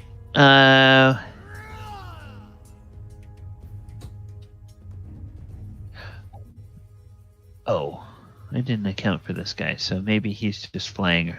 Maybe he's flying around looking out. I'm not gonna roll for him. Min. Nah. You are up. Okay, so there's a pair of ravens that are whose wingspan is longer than you are tall, and they are cawing and pecking at you with their massive beaks. The one you moved was Min's second. Oh, it was okay. It was in a. Yeah, okay. That's why. All right. Never mind. So I, having previously been somewhat of a cat in my former life, so to speak, I pull out my javelin, and as they come in within reach, I go jabby jabby. Yeah, they have to be in melee range to strike you, so you don't have to throw it. You can just poke at them. Oh no, that's the thing. I wasn't waiting for them, or not waiting for them. I was making sure they were in range so that I didn't have to throw it, so I could just stab them. Okay, so go ahead and make your attack.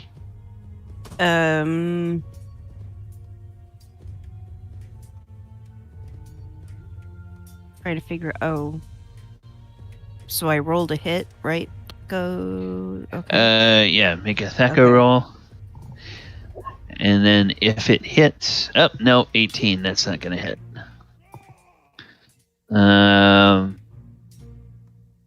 And now in terms of movement, you can. An option is you can try to run inside the tower. The ravens are faster than you, so they would get attacks on you, but once you get inside the tower, they can't attack you. Is this a bridge? No, that's kind of a low decorative wall that sort of funnels people to the door on the inside. The same, it's because it looked like there used to be a moat or something.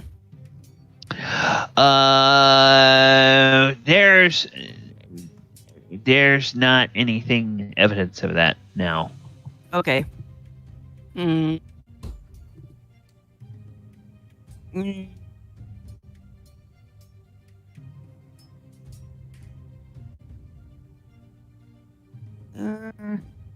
think I'm gonna stay where I'm at.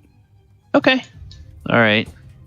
Because running running through, you would like not only take attacks of opportunity. Well, it's not exactly called attacks of opportunity, but you wouldn't give only attacks to the ones that are on you. You'd give attacks to the ones that you have to run past as well. Yep. All right. So that's that. Quint. There's all kinds of fussing and flapping outside, and you hear your party members going, crap, get these birds off. Well, he's gonna. So what would you like to do? Quint's gonna try and finish off that guy in front of him here first. All right, you have 2 attacks. Oh, remember the THAC0 button. Gosh darn it. Sorry. No, that's all right. And I'll miss, and that'll miss, unfortunately. I guess I'm just gonna stand here then. Okay. All right. Meanwhile, inside, spear and axe guy. That's not a spear and axe guy. Were there any? Never mind. Yeah, spear and axe guys are all either in webs or they are dead. They are not in a position to help other people out of webs. So they're just stuck for the moment, doing nothing. Archimedes, you are up. There's a couple of big ravens attacking you. Yeah, we're going to have to cut them down.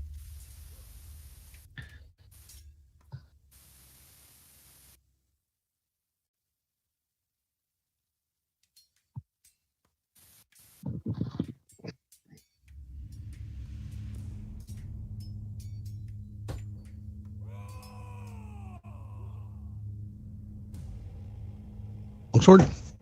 And we will attack the one. You can go ahead and ping him if you want to. That one there. Okay. Yes. Ping that one. All right. Sounds good.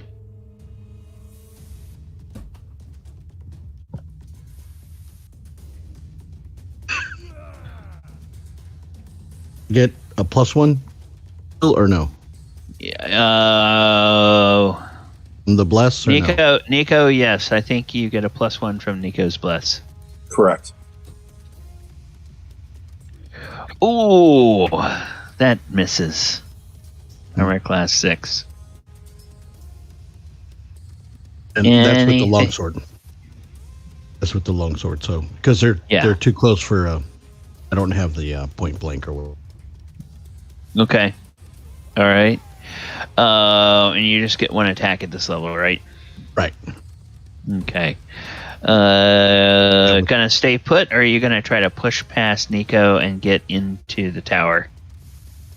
Because basically, from where you are, if you pushed past Nico, one of the ravens trying to attack you could attack Nico, but they couldn't get at you since you're inside the tower.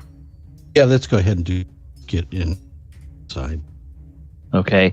As you go, one of them will take a parting shot and try to hit you as you run away. Oh! Hits you for a -1 and deals 4 more damage to you. Okay. Looking good. Are you below half? Yes. I was at half on the first one. Okay, so now Nico, a bloodied Archimedes pushes past you. All right, now damn birds won't leave me alone. This I feel like I'm in an Alfred Hitchcock movie. I know.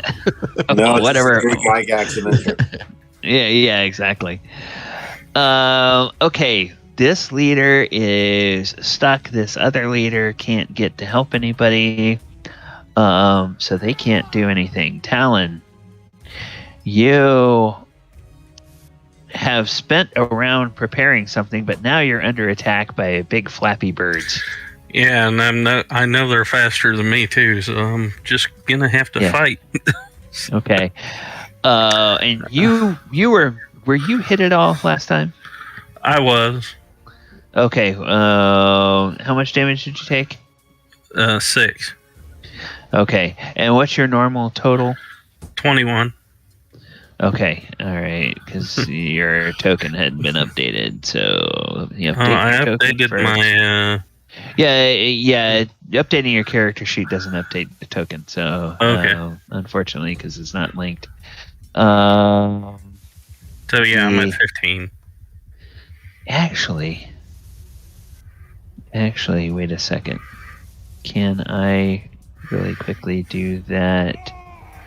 I think I might be able to really quickly. Oh, come on. Really? Oh, it's because they use different things in here. All right, never mind. Okay, in the 5e character sheet, you can just link it to something called HP, and when you update your character sheet, it will do that. But the macros are all different in this sheet, and I don't know which one they're using for the. I understand. Yeah. All right. So, all right. So go ahead and attack. And are you attacking the one in front of you or the one over behind you? They're both within range. Okay. The one in front, the one that seems to be in front of me, is fine. I don't think it makes a difference which you're the one. So.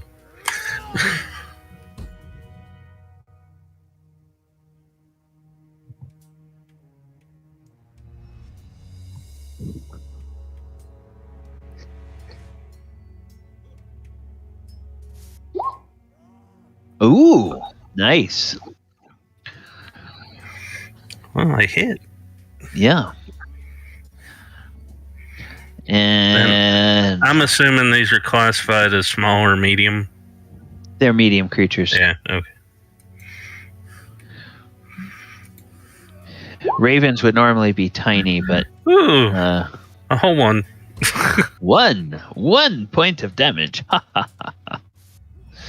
right. Anything else for Talon? Well, I would like to just defensively back up to here. Okay. Next to Arcturus. Okay. I'll say that they'll try to attack you as you back up, but they're gonna get that -1 penalty.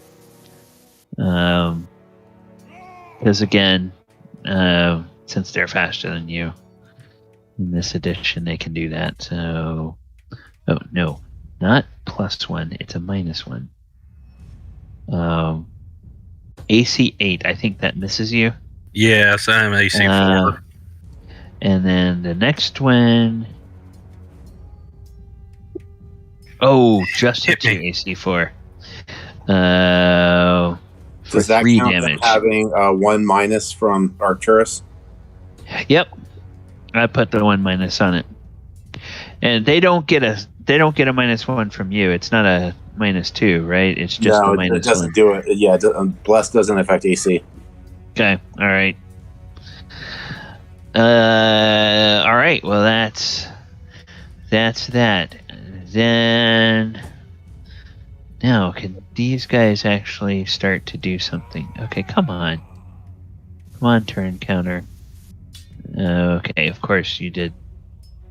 Of course you advanced twice, you dumb thing. The guy in front of Quint is going to attack Quint with his sword.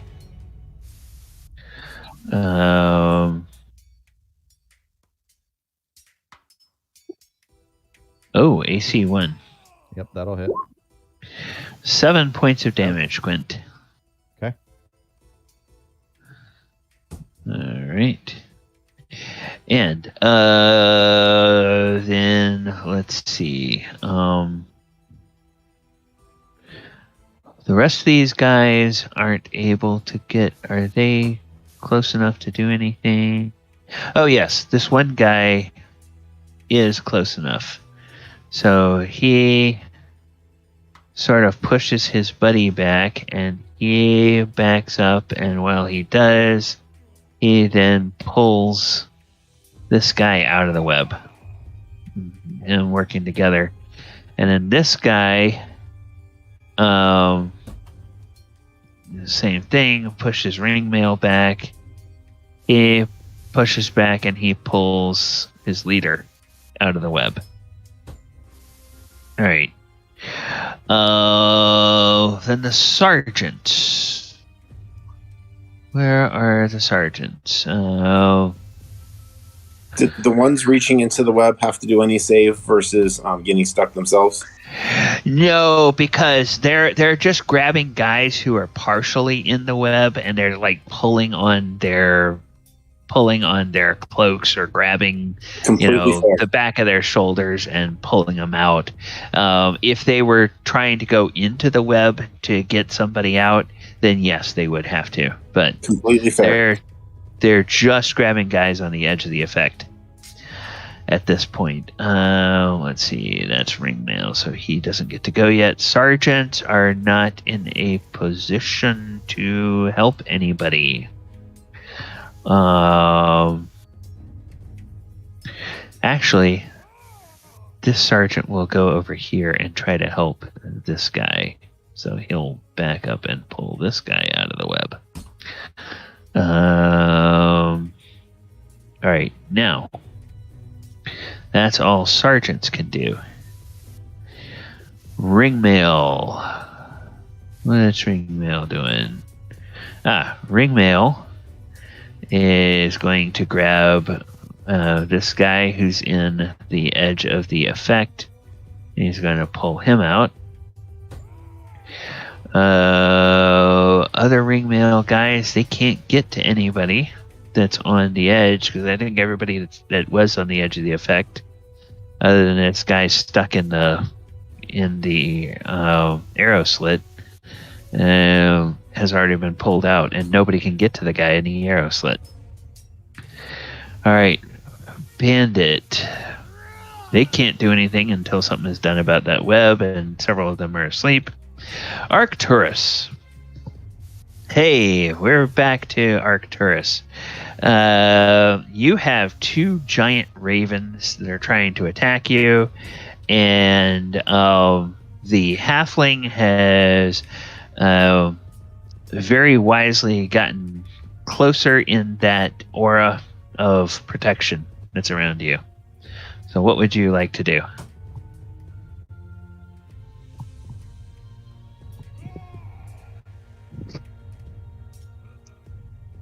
Marcel? I shall scream out, "We shall not be overcome! Break them!" And try to hit the one to the left of me. Okay. Give me a second.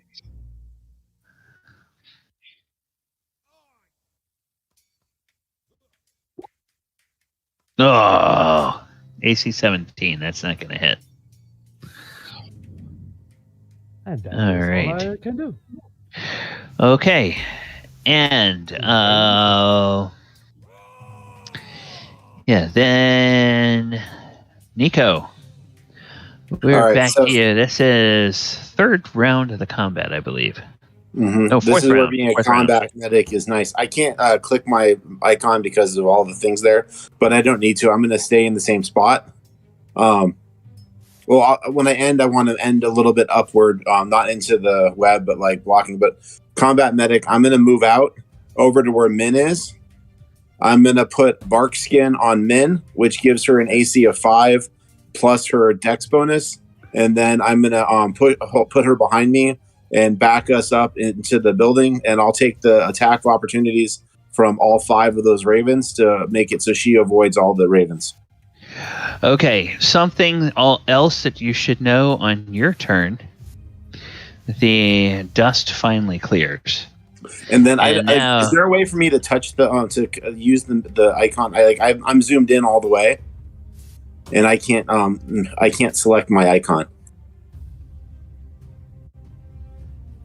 You can't select your token? Yeah, correct. Oh, you may still have the ruler selected instead of the arrow. Oh, that's it. You got it. So I'm gonna move over to Min, get her, back her up so she's back in the door, and then I'm gonna end right in front and of blocking everyone. So when the web goes down, people have to hit me. Okay, so you're gonna pull that, and you get 5 attacks against me. Okay, so what's the range on Arcturus's thing? Yeah, he's got the aura up. So, but how many feet is it? 10. It's 10 feet. Oh, then it wouldn't have mattered to me. So it's just a -5 AC instead of a -6. Yeah. Okay. All right. So, giant ravens attempting to hit a -6 AC. Let's see. -5. I would only be at -5. Okay, so that's 1 attack, 2 attack, 3 attack, 4 attack, 5 attack. Oh, hey, 1 attack actually hits. For 5 damage. So, yeah, it's like ping, ping, ping, ping. Ow! That last one.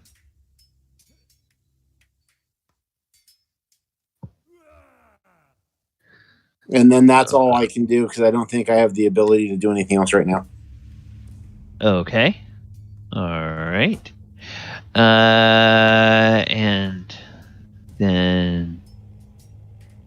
All right. But then your AC is now a 5 base instead of 10 minus whatever your dex is. So I think you're like at a 3 or something or a 2.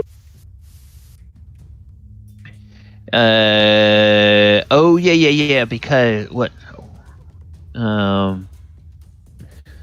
We and how are we arriving at that, Nico? The spell Barkskin sets it at a 6, but goes down 1 for every 4 levels of the caster, and I'm level 4, so it makes it a base of 5. And then okay. I didn't hear you. I didn't hear you say that you were casting Barkskin on her. Oh, I said I went up to her, put Barkskin on her, and then blocked to let her follow me, like the combat medic, get her behind me, and I take the attacks so she can get into the doorway. Okay, so we're going to do this. So we're going to reflect that she's now at 5. Okay, good. That'll be important for me. Okay, then and that lasts 8 rounds for you. Okay. So let's do this, and we'll say 8. All right. The ravens are up. Okay, 1 raven is going to get here at the door. Actually, 1 raven is going to look at the door and realize that it can't get at Min. So 2 of them will come over here. There's no visible effect from that aura, and they're just birds. They don't know what that aura does, even if they could see it. So anybody that is affected by my aura knows that it comes from me and what it does. At least it says that. Yeah. Okay. I think that's for anything that has humanoid intelligence. Animal intelligence, it might recognize there's something there, but it wouldn't necessarily probably know what it would do. So these 2 will attack Burrell. And then these 2 will Let's see, where are they going? Ah, yes. They will go. They will attack the Gnoll leader. Okay. So, once again, we'll start up at the top with the ones that are attacking.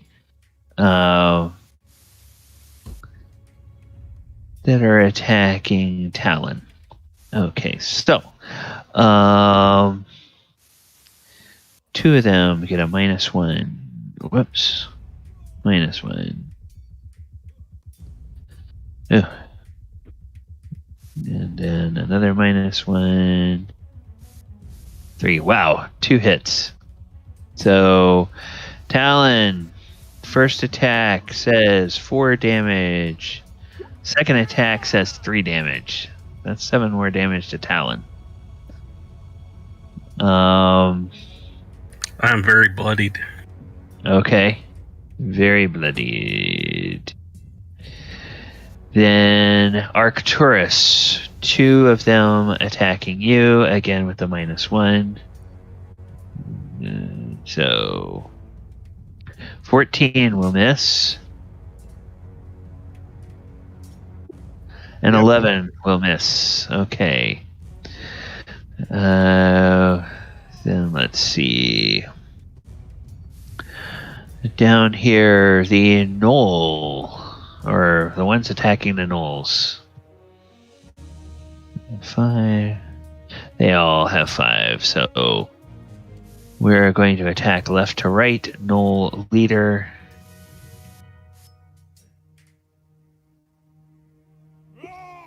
Seven is a miss. 2 is a hit. For 5 damage. So Gnoll leader takes 5 damage. Alright, then his buddy next to him.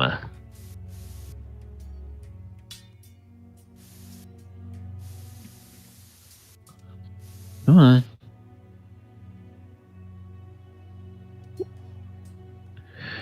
$14 is a miss. 7 is a miss. Okay, then down here, this Gnoll is attacked a couple of times by ravens.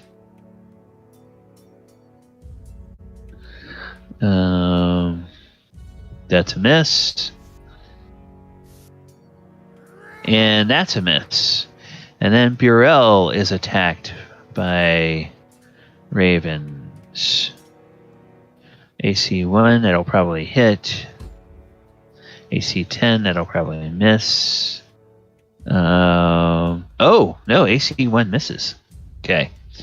So he's missed. Then the last 2 Gnolls down here, let's see, 4 attacks. That's a hit. That's a hit. So 2 attacks on that Gnoll. 5 and 4. 9 more points to that Gnoll who had not been hit before. Come on.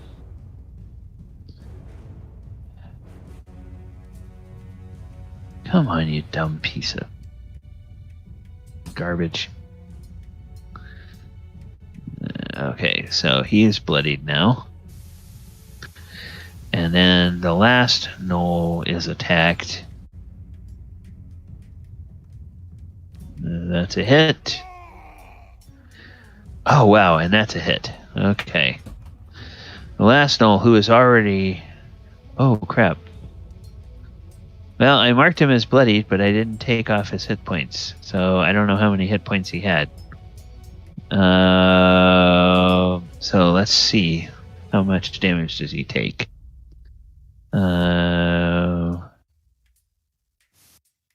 6 and 4 takes 10 points of damage. All right, so he's definitely bloodied. Come on. Stupid thing. There you go. Roll 20 is being slow. All right. Then Gnoll Leader. He will attack. Nothing on him is injured, but his buddy is very bloodied, so he's going to try to attack one that's attacking his buddy. Do your attacks get +1 because of Bless? Yes. 14, that'll miss. These ravens are rough. Yeah. And then Burrell. He's got 2 on him, but his Gnoll ally is under assault, so he will attempt to attack one AC 13. And even with a +1, that would be a 12. That's going to miss. All right. Then inside the tower, the Brigand Leader. Brigand Leader, he can't see anything about what's going on outside. He says, all right, the rest of you, get your weapons. Start trying to cut through those webs and get to the rest of our men. We need to get rid of those webs. And he matches his words with actions to run over here, and he starts. Actually, he's going to get there in that square, and he's going to start hacking at the webs with his sword. And let me. Heather, can you quickly check the description of the web spell and see if somebody starts attacking it with a weapon, if they have a chance of getting entangled in it? Sure. Let me pull up that character. Okay. Spells. Web. Okay. Meanwhile, I'm going to go, and then once you find it, let me know. Oh, I have it. Okay. Okay, so covers area. Okay, says here anyone in the area when the spell is cast must roll a saving throw versus a spell with a -2 penalty. If the saving throw is successful, 2 things may occur. You know what? Here. Oop, sorry. All right, I was trying to roll that stupid thing, and there we go. Okay. Any fire, torch. Okay, that's not it. Okay, here. Strong and huge creatures can break through 10 feet of webs per round. Creatures with strengths between 13 and 17 can break through. Yeah. That okay. Yeah. But it doesn't tell us. It doesn't tell us about attacking it. Are stuck until freed by another or until the spell wears off. Okay, so yeah, I guess actually if he attacks it with his sword gets stuck. He doesn't get stuck, but his sword gets stuck. Okay. Yep. So unless he puts his foot on it to try to pull it out, and then he's stuck. Yeah. Okay. All right. So he's like, crap, that doesn't work. And then gnolls, they need to go. So they're going to try to attack the raven. They get +1. That's a miss. I'm doing the gnolls that are in melee first. So there's 1, 2, 3, 4 of those. So second gnoll in melee. Ooh, that'll hit. Third gnoll in melee. That'll miss. Fourth Knoll in melee. That'll miss. Okay. So this guy got a hit, and he's going to attack that one. And deals 1 damage. Great job there, Knowles. All right. Then the 2 guys with the arrows.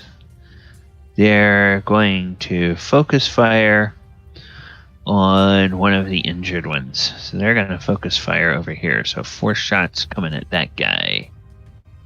Oh, whoops. That would have been a miss anyway. Second shot. Miss. Third shot. Miss. Fourth shot.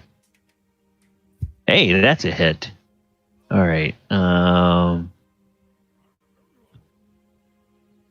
then 6 damage. So -6. And hey, that raven is bloodied. All right. Now, Min, you're inside the tower. How did I get there? The dust is cleared. Nico pulled you in. Gotcha. Okay. Did human shield, pulled you in. You can see the dust is cleared. You can see Quint over here battling with somebody in the arrow slit. The webs are still up, but you can hear from the commotion that on the far side of the webs, they're pulling people out of the webs. Okay. Who was it that was starting the Molotov cocktails? That's Talon, who is stuck outside in the aura with the paladin. Okay, how far can I move?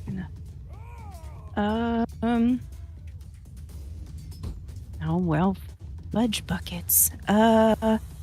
Trying to see if I had something in my supplies that I could light this on fire, because I don't have a spell to start fire. Fudge buckets. You have a torch. I do. Okay. Do you have flint and steel? I don't have it written down. Well, then maybe you can ask Archimedes or Nico if they have flint and steel. They may be able to help you later. They may be able to help you. And you ask that. I say yes in my backpack outside pocket. Go ahead and grab it, but hold on to. Don't light the web until I say I have an idea. Okay, because I kind of look at you real quick and go as I'm fumbling for the. You get it lit. Light the torch, but then wait until next. Wait until.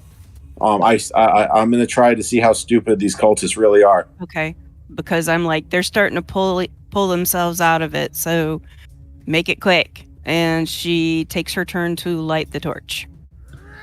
Okay, so you now have a 1 lit torch. Right, that anybody can grab for me and use. Yep. Okay. Quint. Quint will finish this guy off in front of him here. Yeah. Taking longer. Take 2 attacks, and remember you get +1 on each of your attack rolls. Yep. 9, that's going to miss. 6. Oh, a 6 will hit. So go ahead and roll some damage. That was the long sword.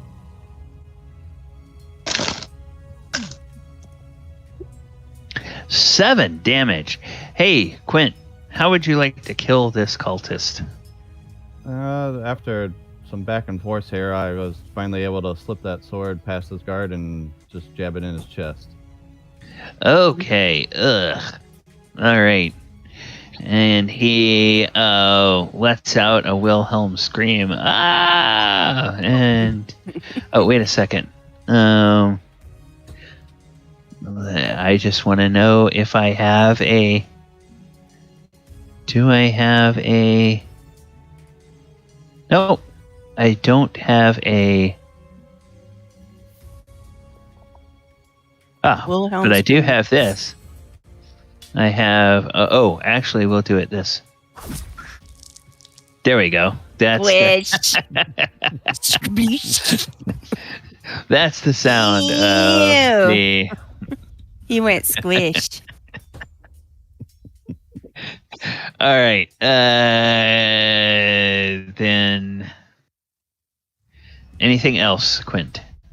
No, I'm gonna just make sure I picked up my bow and just kind of turn around and assess the situation behind me. Okay. Very good. This guy is stuck in a web, but you can see him. Okay. So, just as an FYI.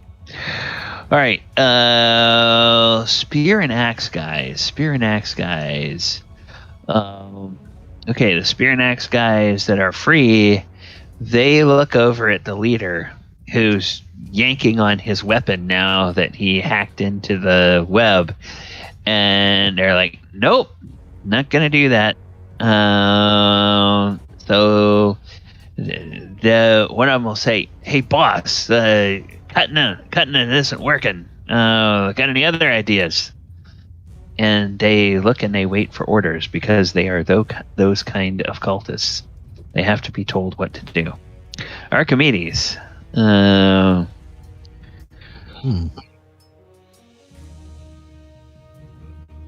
Yes, I am going to be fumbling through my backpack here and use my potion of healing. Okay. D4 plus 2. Okay.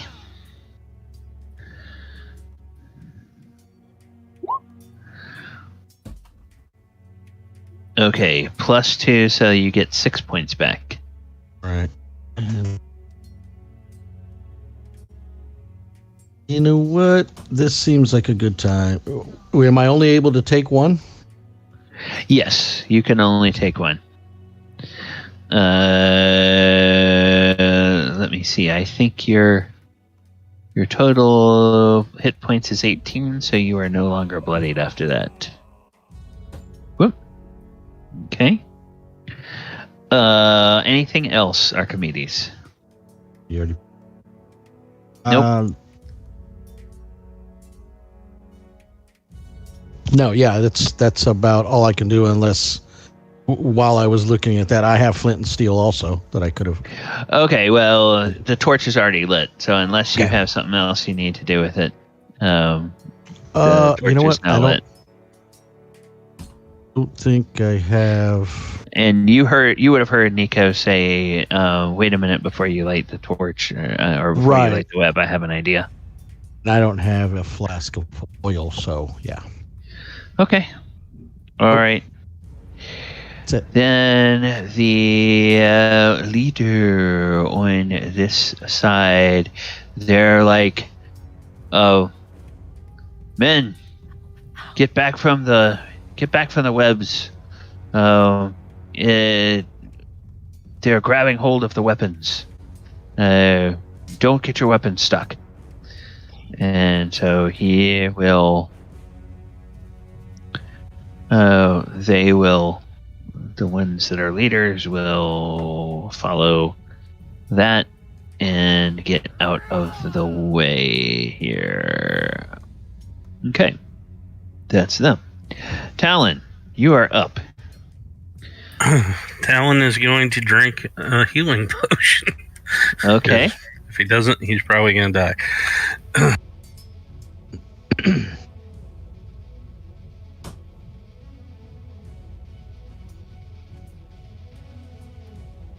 Jinga, jinga, jinga, jinga, jinga. Ooh, 9.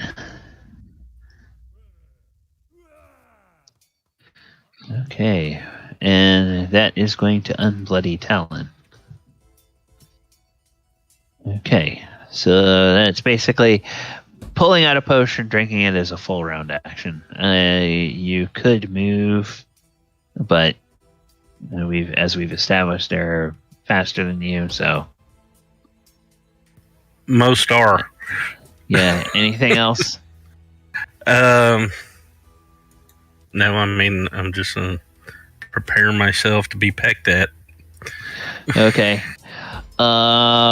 Crossbow guys, they kind of look around, waiting for further orders. The sergeants, they're like, "You heard the leaders. Step back, move it. And so they will take their own advice and they will move back a little bit. Ringmail guys will back up. If they, nope, not the sleeping ones won't. He'll back up. Nope. And yeah, I think that pretty much takes care of them. All right. Then the bandits. Well, there's only one bandit who isn't asleep or stuck in web, so he's going to follow orders and move back. Arcturus, we're back to you. What would you like to do?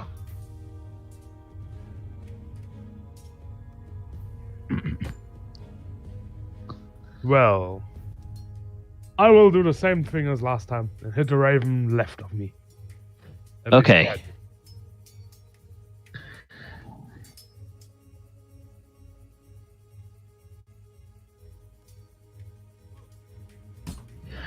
Hey, that works. That hits. Two-handed sword. So go ahead and roll some damage.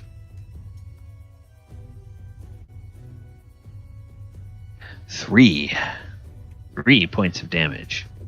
I just barely grazed him with my two-handed sword. Okay. All right. Now, somewhere over in the corner, in a darkened corner, there is a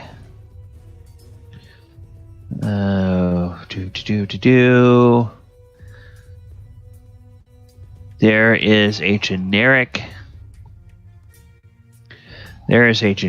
dude who will have a regular token by next week, I think. And he is restrained and bound and tied up. And however, Tony, you've been hearing all of this commotion and everything, and you can hear stuff happening, but nothing is happening right around you. So over the course of the last few minutes, you've been able to work one of your hands free, and you can now pull your blindfold off, and you see the scene before you. So on the battle map, this is you up here in the corner for right now. We'll get you a permanent token when you select something for your character. You cannot move, but you can begin, and you don't have a knife or anything, but you can begin working at the rest of your restraints to try to do that. And you're deep in shadow, and nobody's paying attention to you. Okay, and that other person over here, that's a bandit or a bad guy, I can see, with like directly. Yeah, everybody you can see on this side of the web are all your captors. Okay. Yep. So and a few of them appear to just be slumped on the ground, and one of them is slumped on the ground in a pool of blood. So, and then there's these webs, and you're like, man, they got a bad spider problem in here or something. And just by looking, as I'm trying to get out, as I can see now that big blockade of webs going across the room. So I can't see on the other side then, right, from where I am. Correct. It's opaque. It's just like looking at a big wall of cotton. So it's like a big wall of cotton swabs. And you can hear the muffled grunts of people stuck in there, and the whole thing is kind of jiggling a little bit like a big, huge, massive wall of puffy jello made out of spider webs. And then this guy here, you can see his sword is stuck in there, and he's trying to pull it out, but he can't pull his sword out of the web. Okay, so basically, all right. So and they're kind of concentrated on that. I don't see anything in my vision, like any type of weapon or anything on the floor that I might be able to use to defend myself. There's nothing there then. You do not. However, you see a door here, a doorway which is open, and there's light spilling out of that room. You don't know what's in there. You've never been in there, but if potentially if this guy gets distracted by something, you might be able to sneak in there once you get your the rest of your bonds free. I'm going to say you'll take your entire turn this round to get your bonds free, and this is going to be let's see, what did we call you? We called you Grayson. Whoops. Oh, not that. Grayson. Okay. We called you Grayson, and one of the really cool things is that because you have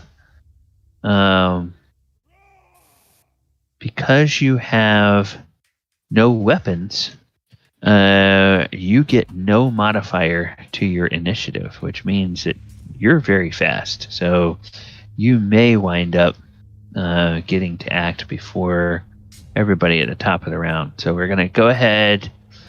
I'm going to add you. I'm just going to verify what we have. Weapons. There we go. Combat. I'm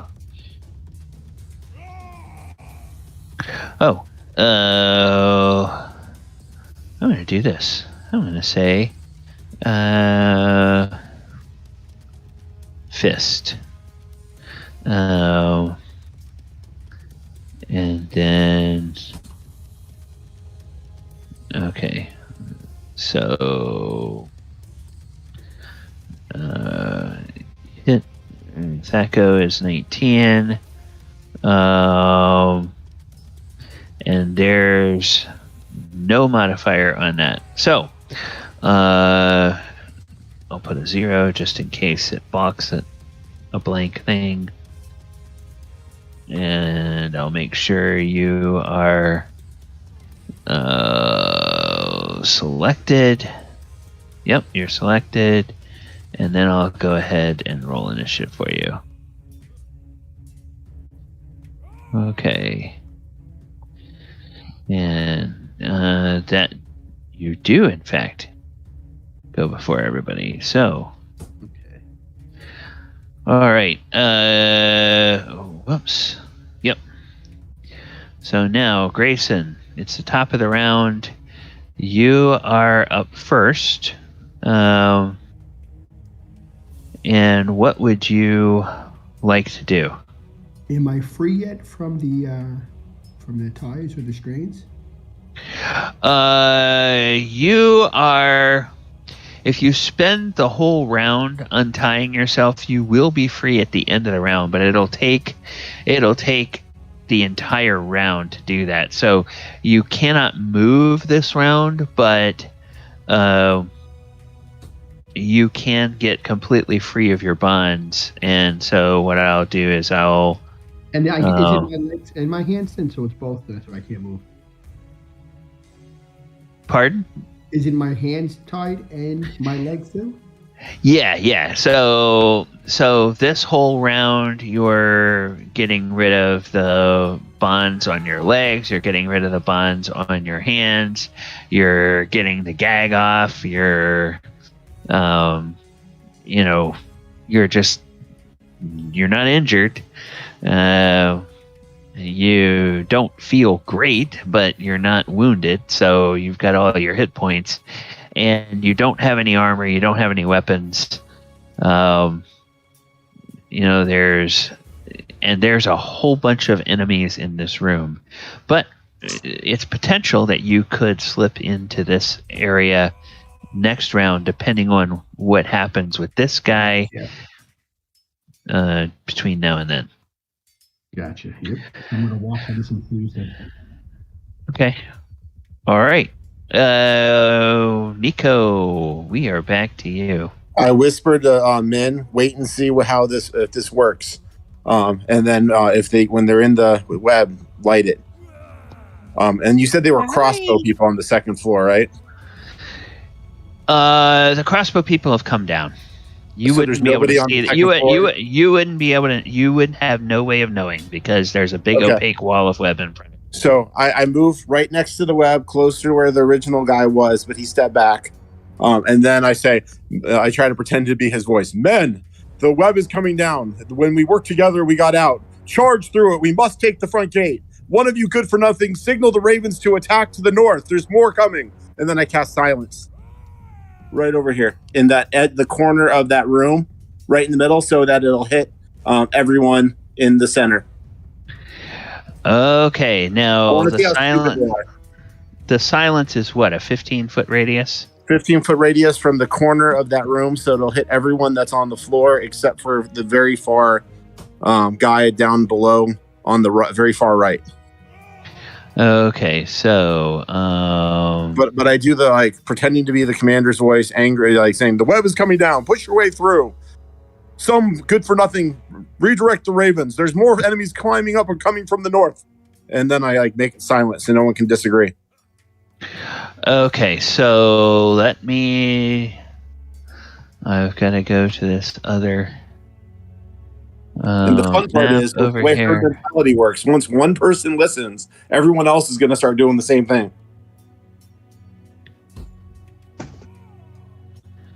Yeah. Okay. So.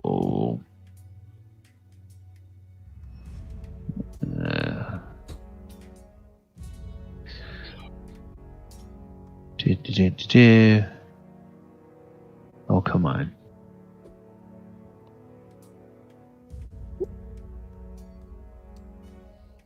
Everything. Oh, come on, you dumb, stupid thing.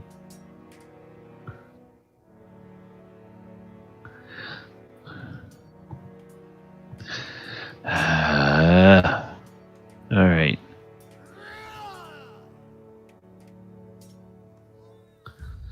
Let me look in here. No.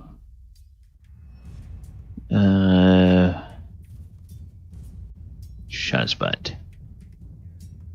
Nano. Nope. Okay. They're trying to figure. There it is. Round. Okay. So I want to do 15, 20, 25, 30. Now, I'm going to move it to a location, and you tell me where to stop, and then I'm going to put it behind the tokens. So, all right, so the very center of it on the corner of that room that goes into the middle. Yeah, right there. So it hits all those people. The only reason I would that should cover all the commanders and everybody. Okay. All right.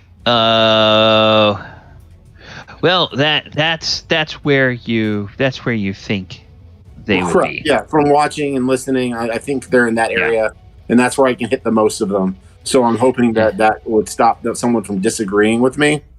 Okay. I'm hoping they're stupid enough to work together, and once one infantry dude starts doing it, everyone else is going to start doing it. Okay. So if even one or two of them fall for it, then yay. So now what I need to do is I need to go and I need to roll some. I'm going to call these morale checks because basically. And I did command for someone to signal the ravens to go to the north. There's more coming. So if somebody's dumb enough to do that, then maybe I can give everyone like a round reprieve so they can move up and get out of the ravens. Okay. Let's. when you roll the morale checks, can they actually then, if you roll a certain number, can they retreat then, or they leave, or is that? Well, this is a morale check because they're getting an order that is a little bit different than what they've been told to do before, but of course it's the heat of the moment, and so they may fall for it. So that's why I'm giving them morale checks in this case. And okay, so there's one. Okay, so yeah. Only way I could see to try to save us because we're in trouble. Yeah, so you do in fact hear several people go, oh, like it's a war cry, and they begin these booted feet begin to come forward, and whoops, no, a sleeping guy doesn't come forward. This guy comes forward, and these guys come up, and they start hacking at things, and then you hear from somewhere off in the distance, you hear a very loud, shrill, piercing set of whistles. Definitely sounds like some kind of code or something is being whistled, and then you hear a couple of voices going, "Wait, what? Oh, what? It sounds of frustration. But now the whole mass of webs in front of you is just furiously jiggling, even more so than it had been before. And the cries of "oh" quickly turn into "oh, wait, what? What's going on? Hey! Push each other through. We can do it. Push each other through, darn it. In Larry's name, push each other through." And then you hear a couple of voices, "No, don't listen. Oh, that, you idiots. Follow orders, you peons. Do not feel my wrath."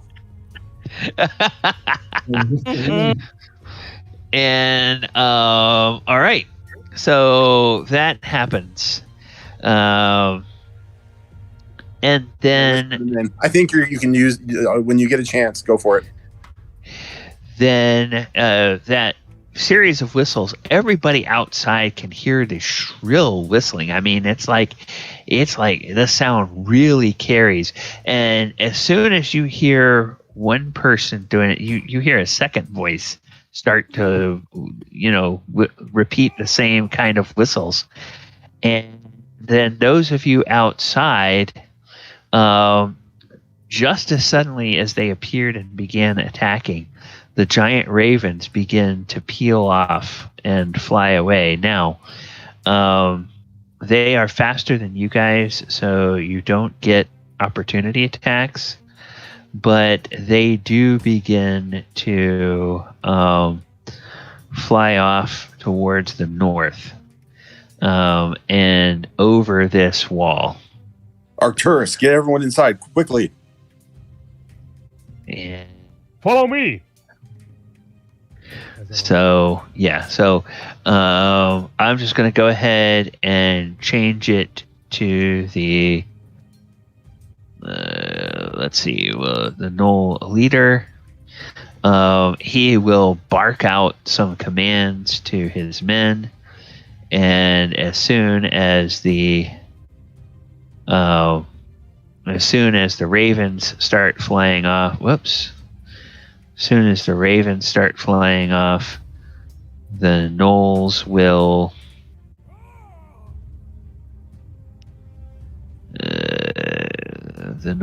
begin to move up. Oh, God bless it. Okay, so this guy comes running up here.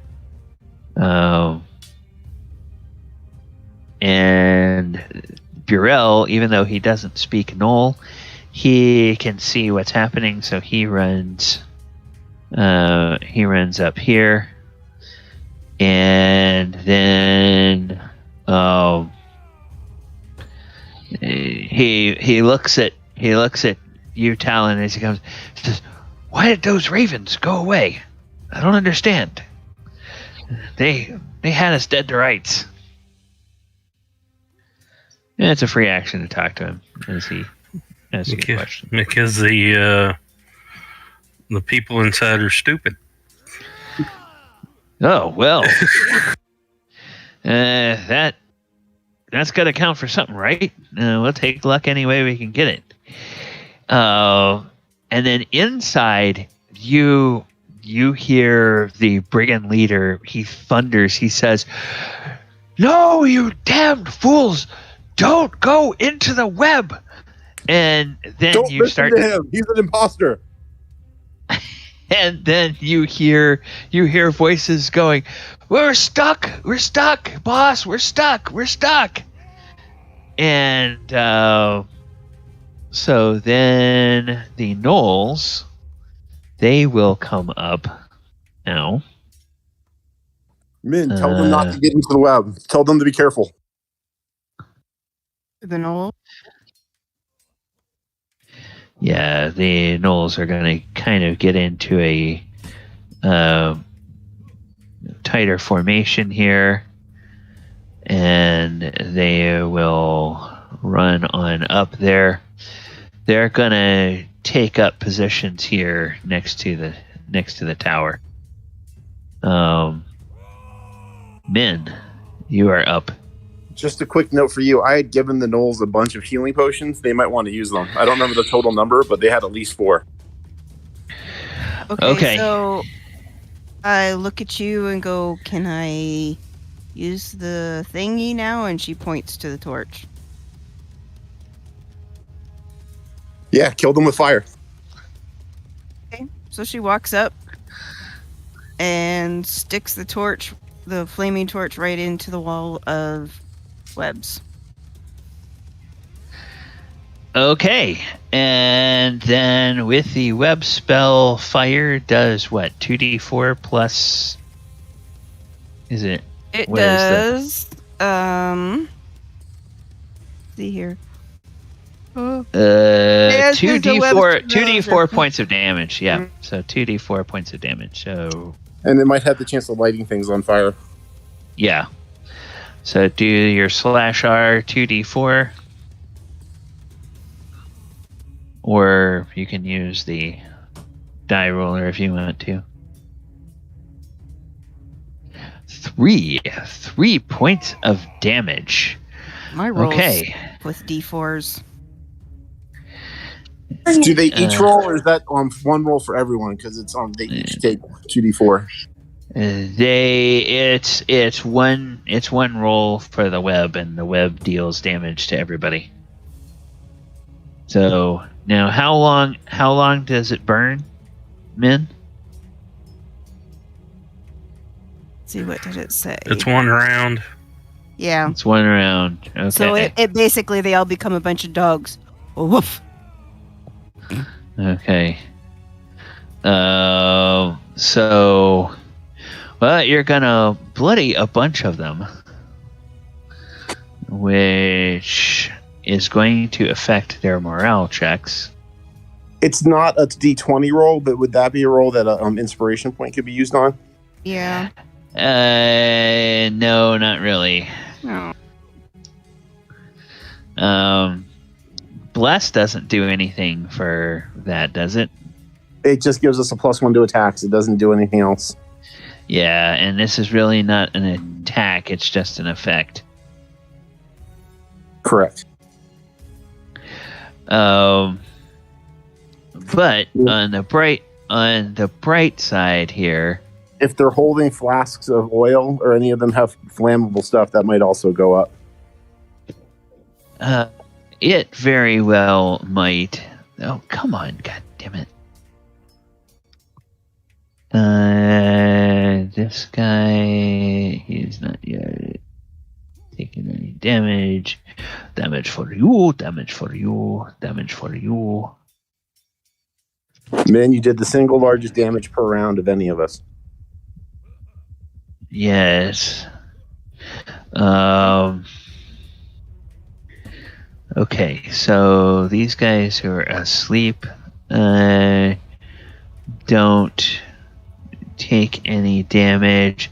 But now, so let's see, there's 1, 2, 3, 4, 5, 6, 7, 8, 9. 9 of them that took damage from this. 10 of them that took damage from this. So there's a percentage chance that some of them had something flammable. All right, and that's the percentage chance. So we'll roll a D100. 1, 2, 3, 4, 5, 6, 7, 8, 9, 10. Okay. So 1, 2, 3, 4, 5. You hear one guy scream, and men roll 2d4 again.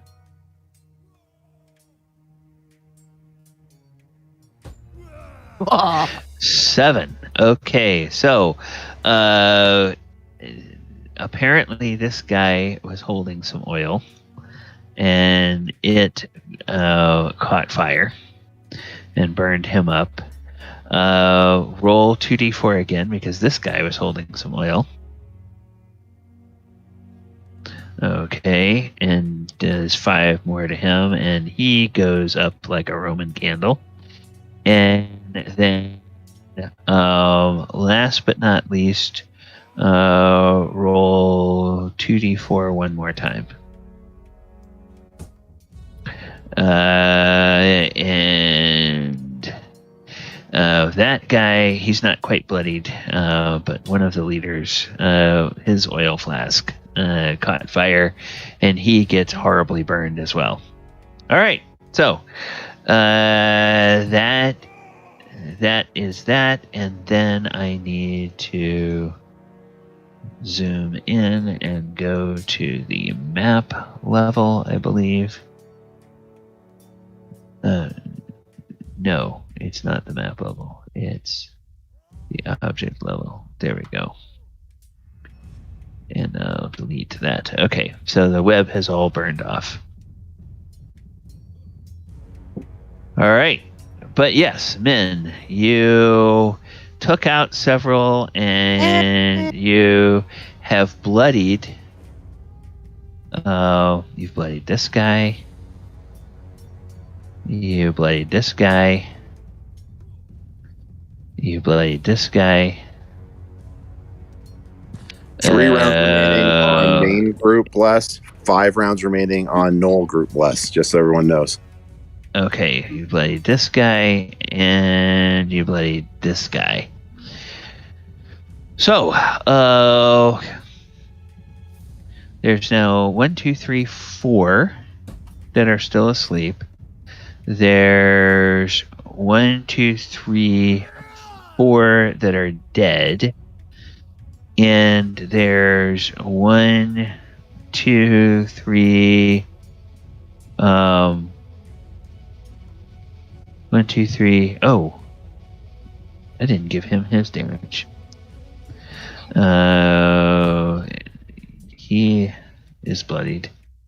1, 2, 3, 4, 5, 6 of them that are bloodied. So, yeah, over half of them are either dead or bloodied.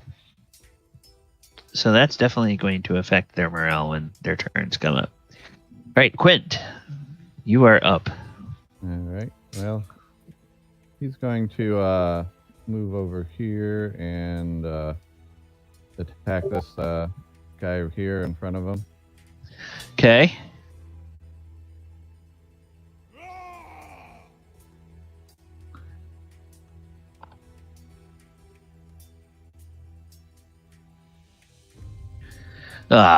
AC of 12, that's going to miss.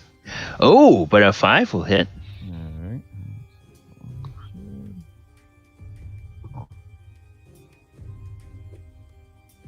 5 damage. Hey, Quint, how would you like to kill this guy? Just another slash across the chest to finish off the damage from the burns. Okay. Okay, wait a second. No, Squishy we don't have the Wilhelm scream, but we do have the critical sword shot. Okay. That takes that guy out of it. Oh, wait a minute. I may have missed it, but I think this deserves. Well, it's probably going to be a roar, so I don't want to do that. But let's say there's not a fireball spell on this one, so let's just say it's a necromancy spell.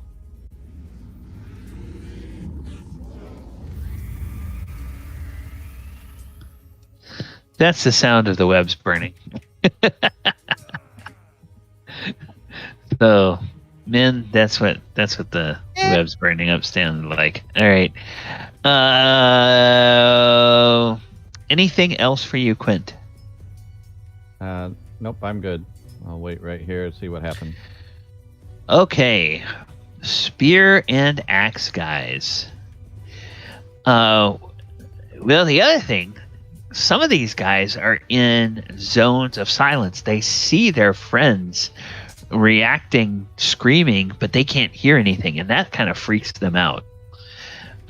They also see a bunch of their guys fall dead from that web and the fire. So that freaks them out. So they are going to have to make some morale checks. So I have one.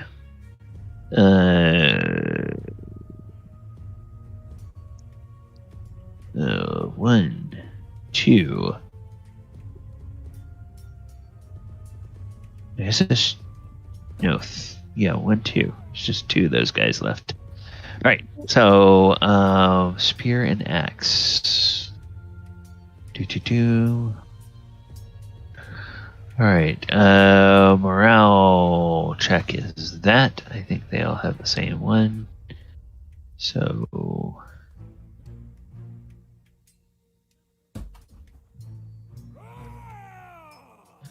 That's a failure. That's a failure. Okay, so these 2 guys, they're like, we're outnumbered. We're outnumbered. They got wizards. We're all gonna die.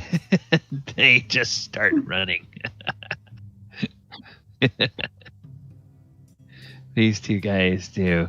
One guy is still asleep. Archimedes.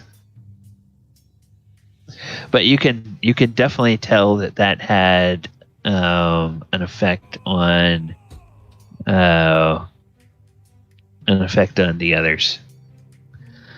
That hearing people talk about the fact that there's wizards and that we're all going to die. So what would you like to do, Archimedes? You know what? I will go ahead and take my other potion of healing and then get ready to shoot some arrows. So, okay. Yeah, I think it's going to be a full round action to use your potion. So, yeah. 7. All right. Hey, I think there we go. The way back to full. All right. Didn't waste any. So yeah, Nico, Archimedes' wounds all knit together, and before your eyes. Okay. This leader. Okay, he's got to make a morale check.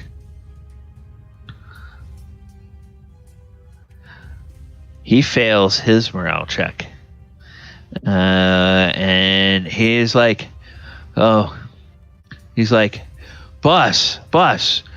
we gotta get out of here. We gotta get out of here. If we stay here, it's a death trap. We're gonna die. And he goes running over here towards these stairs. And is there another leader? There's another leader. So what does his morale check say? His morale check says failure. And he goes running back into this room here. Talon. All of the ravens, giant ravens, flew away. You heard sounds of screams of pain, and now you hear sounds of people shouting in panic inside the tower. And the panic voices are not your friends. Okay. You might want to move men out of the way. Goonie had to go. Oh, okay. All right. So we'll put Min over here. Actually, we'll put her right there. Okay. So she's in the wall. Yeah. Yeah. We'll put her in the wall next to the dead guy. All right. Well, is anybody... I'm going to come up here. Is anybody still burning? No, the extra flames killed them on the same round. Yeah. Basically, their flasks of oil burst into flame and they died. Oh, that's no good.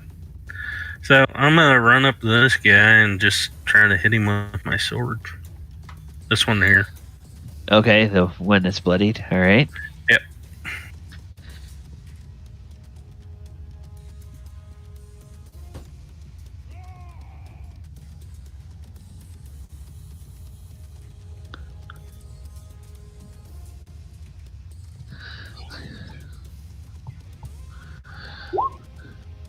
Oh, 7 is exactly what you need to hit. So go ahead and roll damage.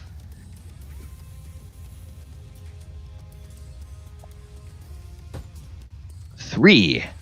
Wow, and he had 3 hit points left. So how would you like to kill this guy? I'll just poke him in the gut. He's like, ugh! And he slumps over and he dies. Okay, crossbow and sword guys. Yeah.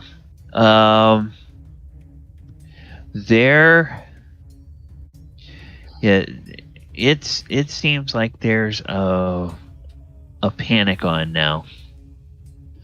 And the let's see, got one guy injured, 2 guys injured. Three guys injured, and the 4th guy is dead. So, they are going to run over here, screaming about they're gonna die. They throw their weapons down as they run. Where's the other crossbow guy that was still alive? So anyway, whoops. Give this guy the little skull. You're gonna die, and then you're gonna be my dinner. And this guy, the little skull. Ring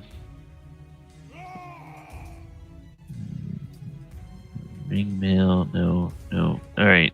Okay, so they're accounted for. Sergeants.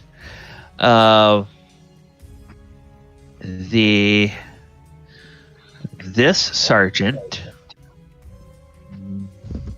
runs over here and he leaps down, which means that he takes falling damage. Or 1d6.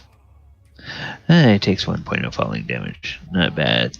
But then he runs in here. And this guy runs in here. Because now Now the panic is on. These guys all have... Whoops. These guys all get the little skulls for being afraid.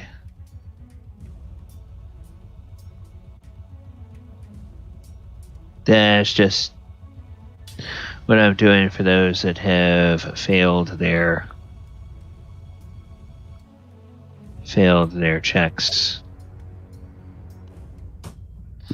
I knew there was another crossbow guy somewhere. All right, ringmail guys. Ringmail guys. They just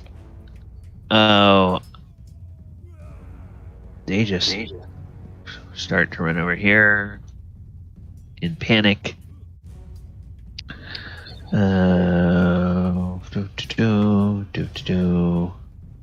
Panic City. And bandits. The bandits that aren't asleep. They're gonna run as well. And they... Oh, whoops, yeah, ringmail guy runs back up here. Bandit guy gets a thing, and bandit guy gets a thing. Okay, Arcturus, you are up.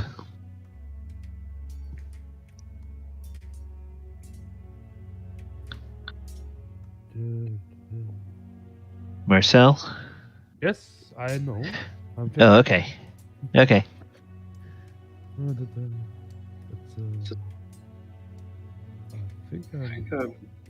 How far can I move again? Each round is a full minute, so you don't really need to worry about how far you can move. You can basically go just about anywhere on the map that you want to go. Then I'll go right here. Okay. And just wait there for someone to come at me. Okay. Yeah, those guys have dropped their weapons. They're in full panic mode. And it is the end of the round. And hey, Grayson. Yes. Everybody has cleared out from this area, and they've all run away the other direction, except for the ones that are dead or asleep on the floor. What would you like to do? So right now, is the wall of webs are still up? Can I see anything? No, the wall of webs is down, and you can see that there's a ranger-looking guy here. There's a big paladin heavy mail here. There's a dwarf in heavy mail. There's a halfling here, and they must have. Oh, and you did see a wizard, a woman wizard, who's holding a torch and looking very pleased with herself when all the webs burned up. So yeah. Here's a question. I know this person's asleep in front of me. He's got the mark. This guy is up though, right? This bandit, this guy. Yeah. Yeah, that guy is up, and he's the one that has kind of been shouting orders. Okay. And so he has his back turned towards me. So is it theoretically with my dex, can I run past him around the table this way and go around him to get like if you wanted to run over this way? Yeah. You could run past that guy around the table, around the sleeping guy, and get over there. But here's a question: when I'm in their vision, I don't want them to think I'm the enemy. So once I run halfway where they can see me, I'm gonna put my hands up and say I'm a prisoner, so they don't attack me. Okay. All right. And you have no armor, no weapons. Basically, you're in your skivvies. You probably have some ligature marks on your wrists and on your ankles where your bonds had been tied up. But it may not be obvious when you're running, but you certainly don't. Room, but I just don't want to chance it. Yeah. Okay. All right. So I'm gonna try to do that. I'm gonna try to casually move myself without alarming him if I could, and then once I see them, like I'm over here. If I can make contact with one of those, I'm gonna have my hands up as I get closer to say, I'm a prisoner. I says I don't mean any harm. Yeah. Quint, Talon, Nico, Archimedes, Arcturus, you see a guy running from out of the shadows over here. His hands are up. He's just in skivvies and he's yelling, I'm a prisoner, but he's running towards the door.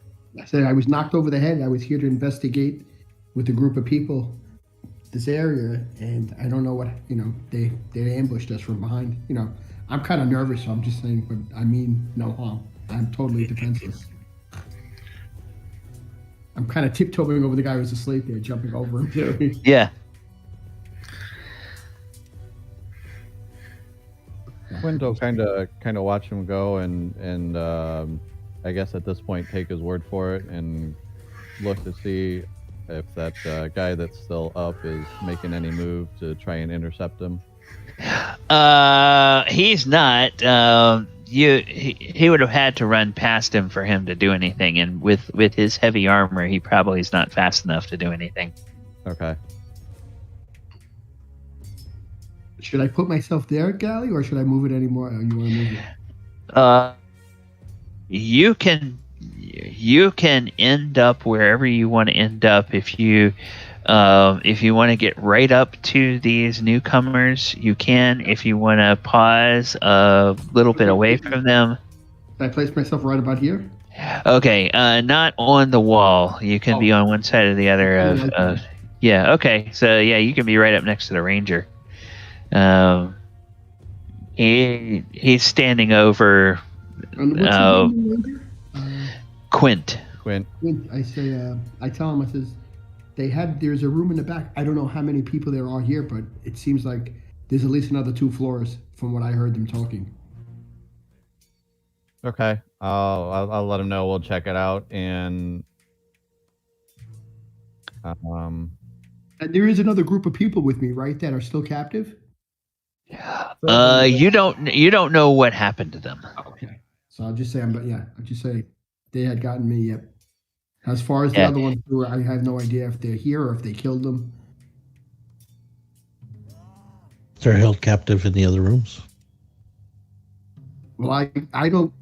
Was I held captive by myself, Gally, then, or? Yeah, you were held captive by yourself. You never saw the rest of your party once you came to after you were tied up. So either they have them in some other place, or maybe they got away, or maybe they got killed. Who knows? Yeah. So I explained to him. I said I was knocked over the head. The next thing I knew, I was tied up in a room. I was by myself. I actually I was able to get free from this, from this action that was going on. They were all disjointed, so I actually was able to free myself. But as far as anybody else, whether alive or dead, or who knows, I have no idea.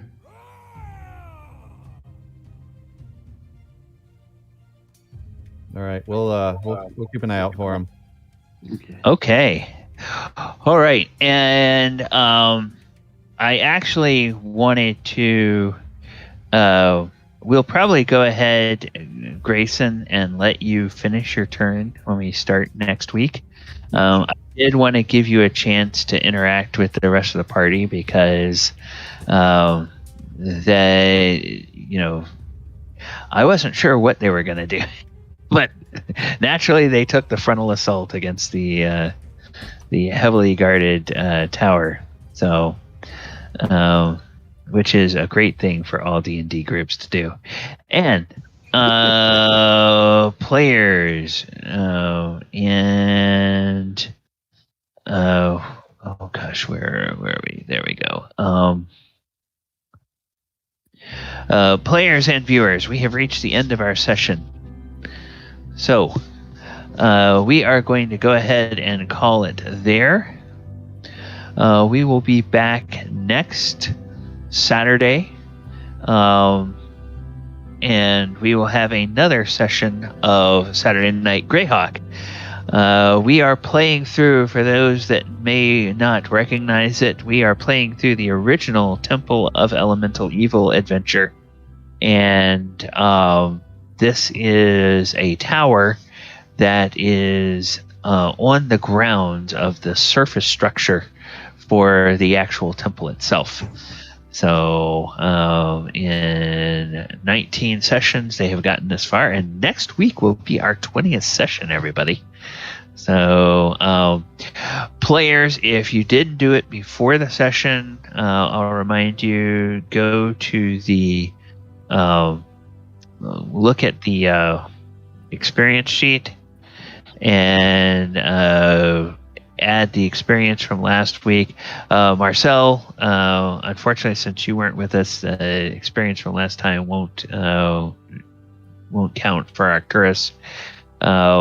And then later in the week, I will be updating the experience for tonight, and both Marcel and Grayson will get experience from tonight.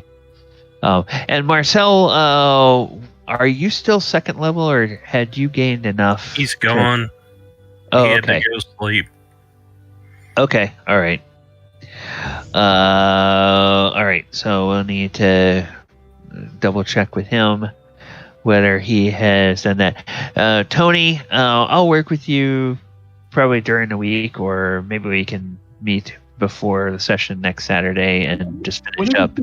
At night, what's good for you? Because after 7, it's pretty good. Okay. All right. I'll reach out to you one evening this week on that.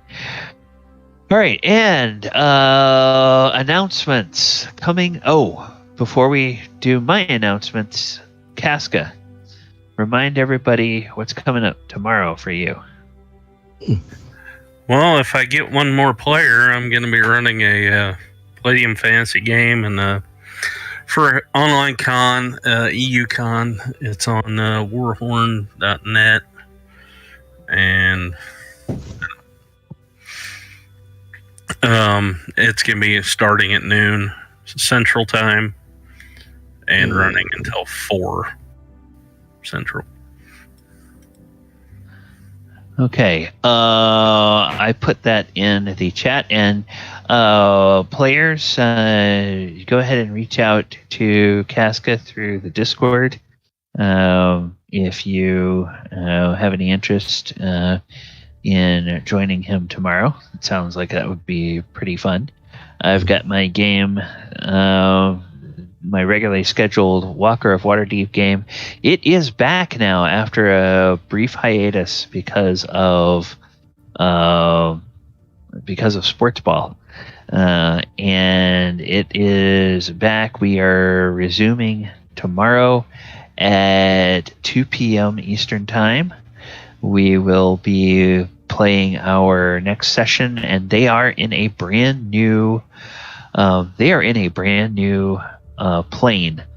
And Casca, I can say this on this stream since Heather had to drop, since Heather is in that game.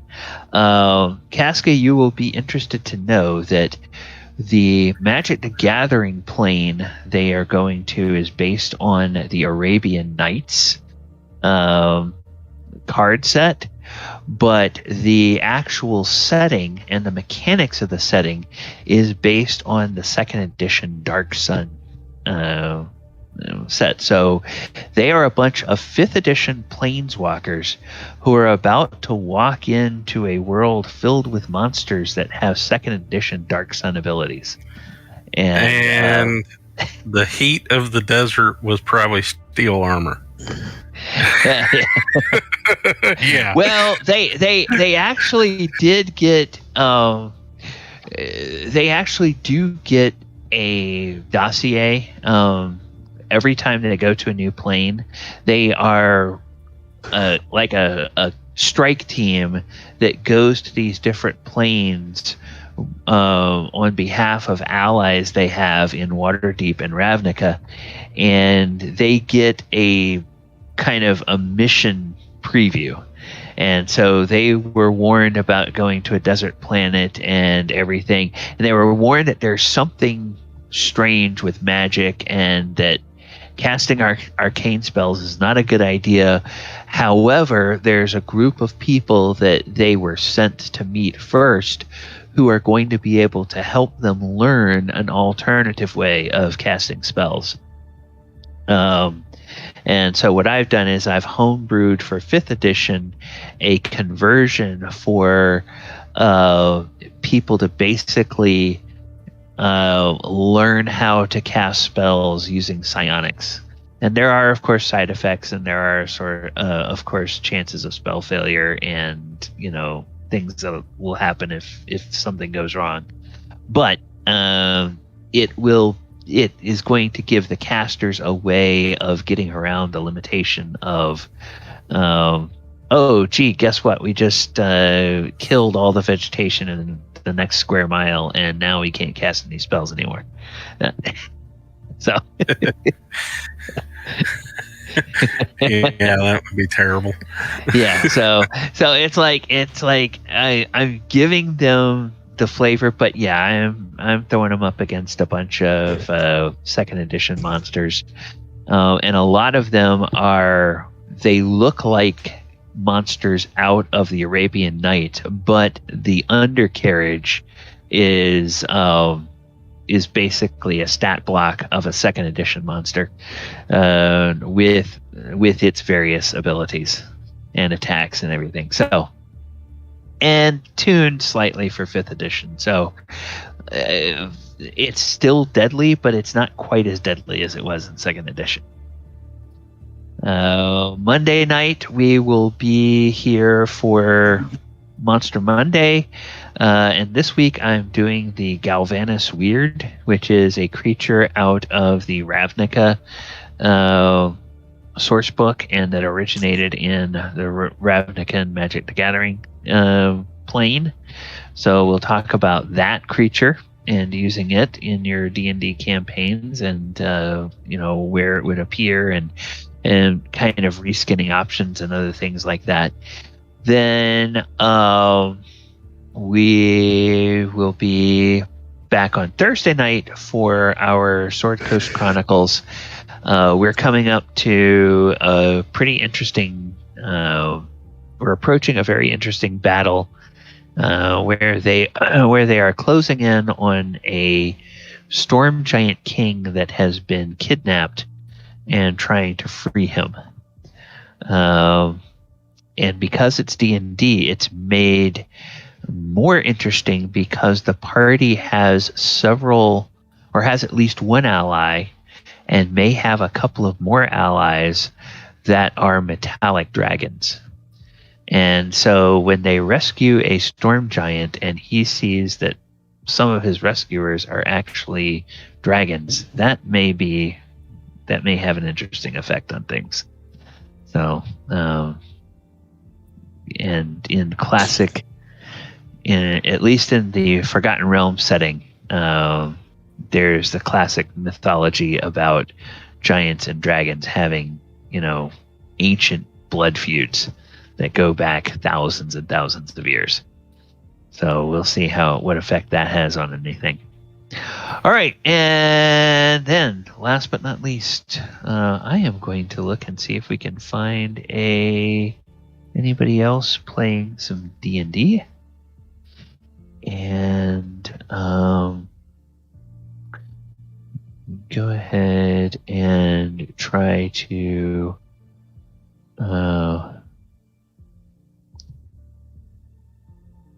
raid. Try to raid. So let's see. Okay.